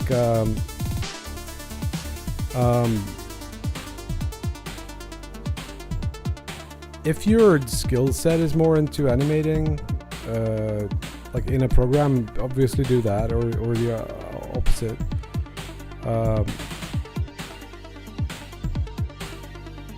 Had another point, but I lost it along the way. So here we got someone with a blue name on black. I think it says Craze59.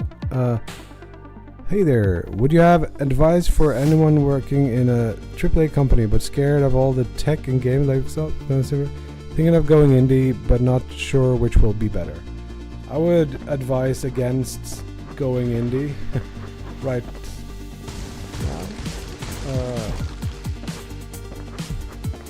Stay as long as you can with a stable income. Like if you don't need money, sure, go indie, but it's like I've released 2 games, one with at least pretty good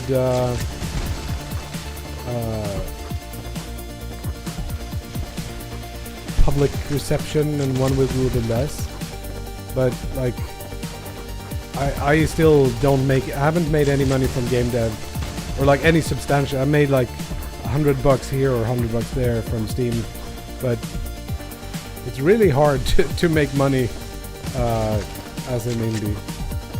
But it's also really fun to be an indie and hard and all those things. We just did an interview for 80 level. I don't know if they actually, I don't know what happened with that because I haven't heard from the interviewer, but one of the things I wrote there is like you got to do it for because of passion, because it's hard to make money. Also, like you really want to learn to love the journey and not care so much about the results, which usually comes with that you're not like dependent on getting an income from it, because it becomes really hard to do things if you don't have money. I don't know if it's on there, and I don't know if it's good advice, but I haven't heard anything from them since I answered the questions. Who knows?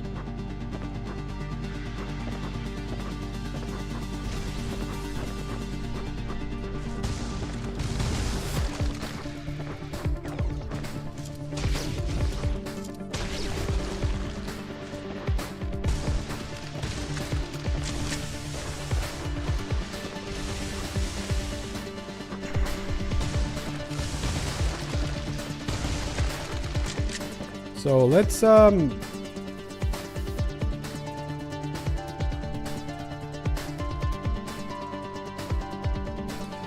I'm most scared in India is the negative people, trolls, haters. They're much more scary for me than the zero income.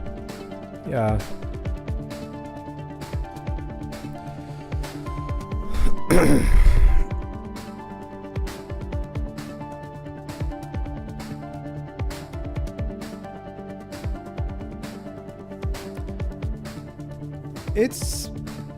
It's a tough one, frankly, with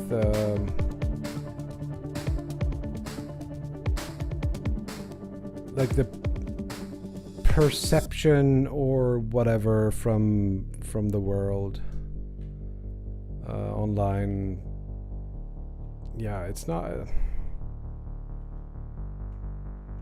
entirely easy to navigate.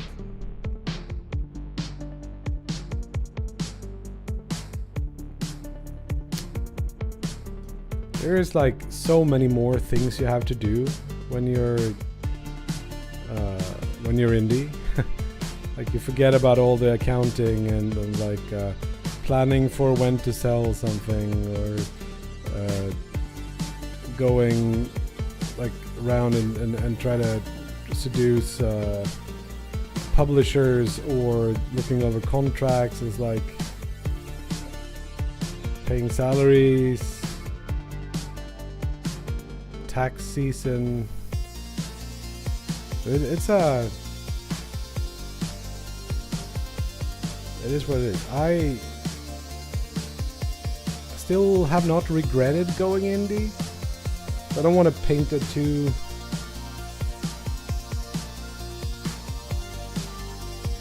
negative picture, but it's like, yeah. We have like 5 minutes. What can we do?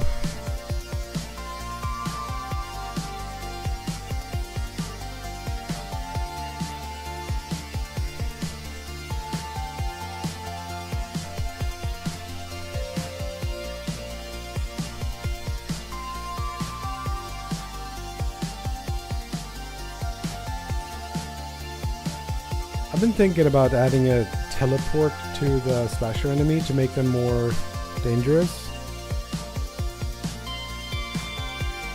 Well, JW, no, not W, just JV. Hi. What's up? Fuck yeah.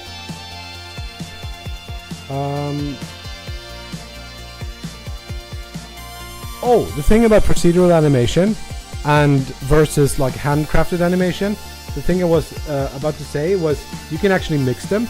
Check out the GDC talk about, I think it's animation on like the God of War axe, where they do like, they have this authored animation, but then they do stuff like make it stick where it should stick, and then like lag the animation and move the arm in a kind of jerky way so that the animation impact is tougher or heavier.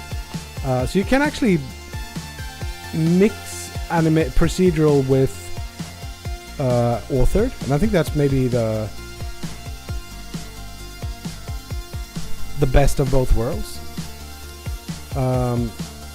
Syracuse, probably a good idea to do some hobby projects on the side, release them on itch, for example, and then if one of them gets really good reception, turning it into an actual commercial. Yeah, maybe that's a way. I would like try to. If you never made a game before, don't quit your job.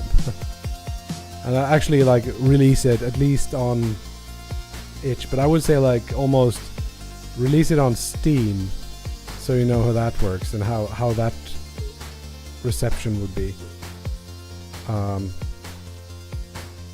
before you're quitting your job. Like some people would probably say when you have made it, then quit your job. Like make a game in your spare time, and then once that is profitable and you have enough money to make the next one, that's when you quit your job. I don't know, that's difficult to do, but it's an opinion that exists. Do an indie game really need a publisher? Can you just upload a game on Steam and sell your own? The opposite direction is 30% on Steam, 30% on publisher, 30% on taxes. But who will know about your game? So you got to do marketing as well. And that's where the publisher comes in. But also publishers can fund your projects, so you don't have to have the money up front to be able to make your game.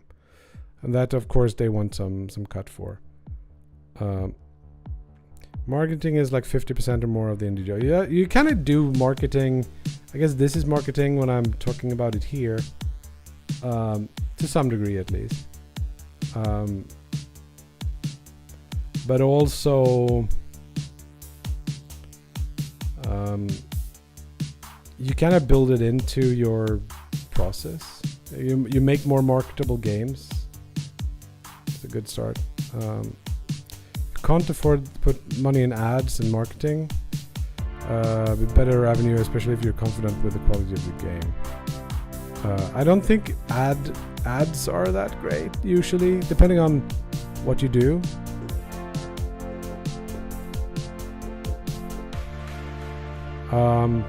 Paying streamers might be a good idea, but the ones that really matter are so expensive that you kind of don't have the funds if you're indie.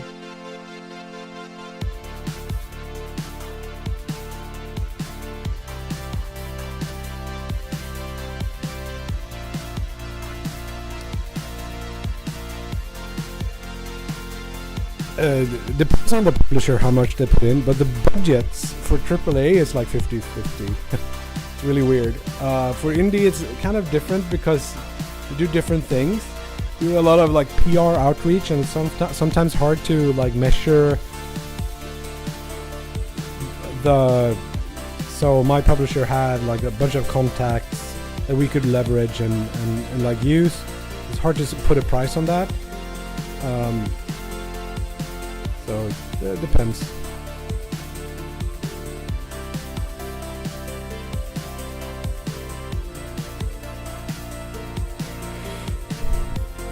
I would say don't do a publisher unless they are paying you upfront, like funding the development. That would be a cutoff for me at this point. I wouldn't have, because it's also a lot of work to work with the publisher. But yeah, I wouldn't do it unless they were paying me for the entirety and a little bit more of the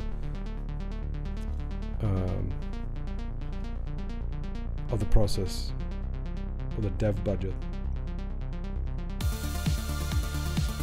But we'll see what happens in the future. I think there are other ways than publishers that you can do, like PR firms and stuff like that.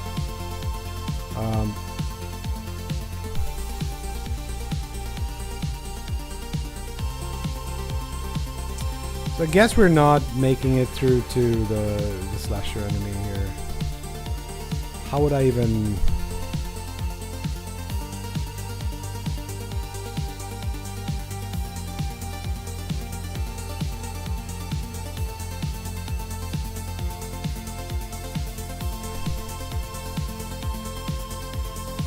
We can try, I guess.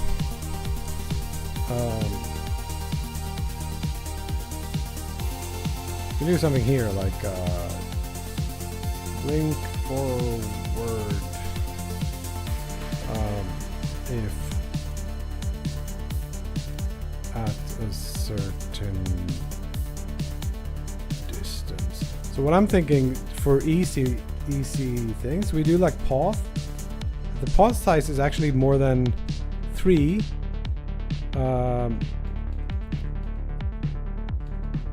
And some like last teleport or last blink. Wait, we have those up here.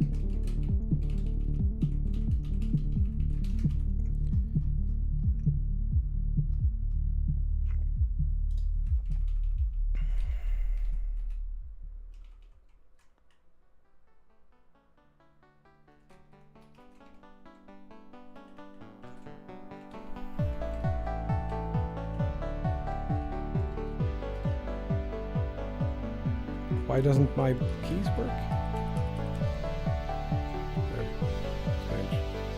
Let's say like path 2.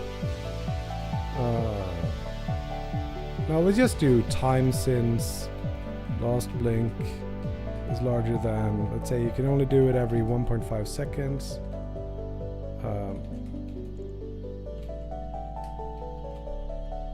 And then we just return. Try that.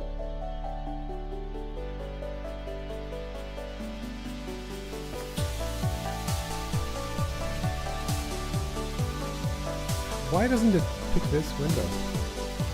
Like it should like blink. Ah, it blinked a little bit.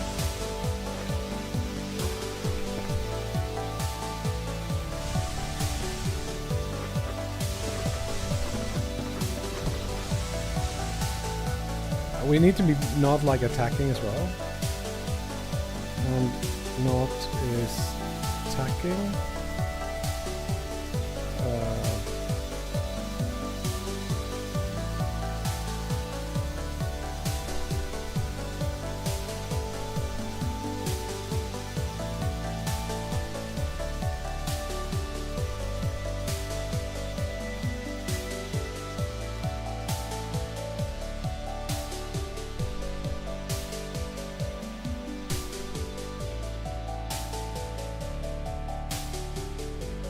Need a number here.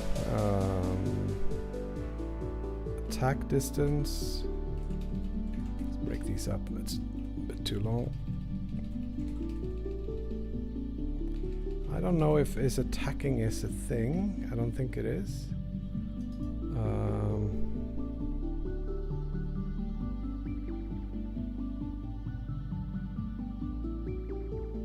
have shoot projectile? Oh, okay, that's the ground projectile.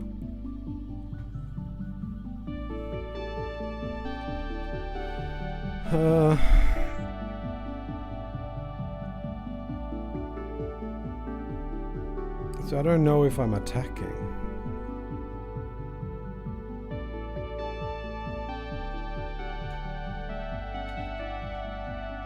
I can do this.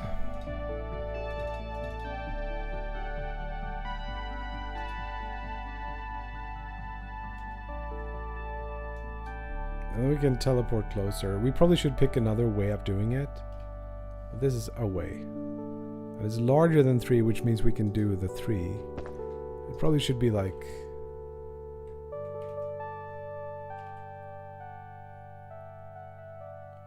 Yeah, it's weird. It doesn't like put the window in front.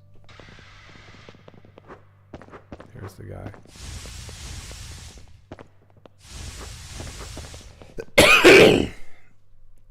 It needs some animation.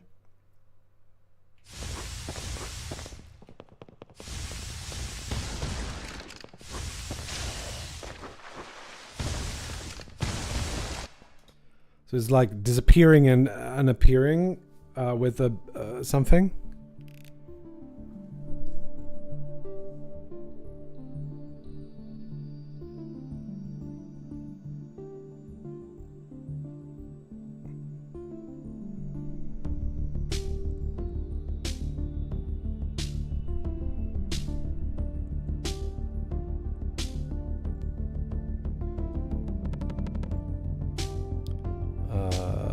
This enemy is really simple or easy to take out.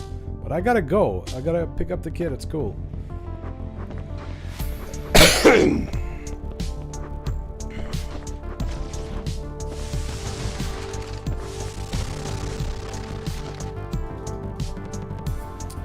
So we'll have to finish this some other day. Yeah, thank you for hanging out, peeps. I will drop you off at some place really quickly here. You'll have to say hi for me. Kev, maybe.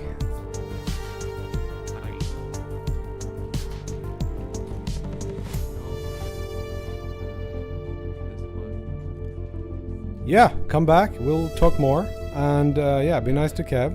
And we'll see each other soon. Hugs and kisses, peeps.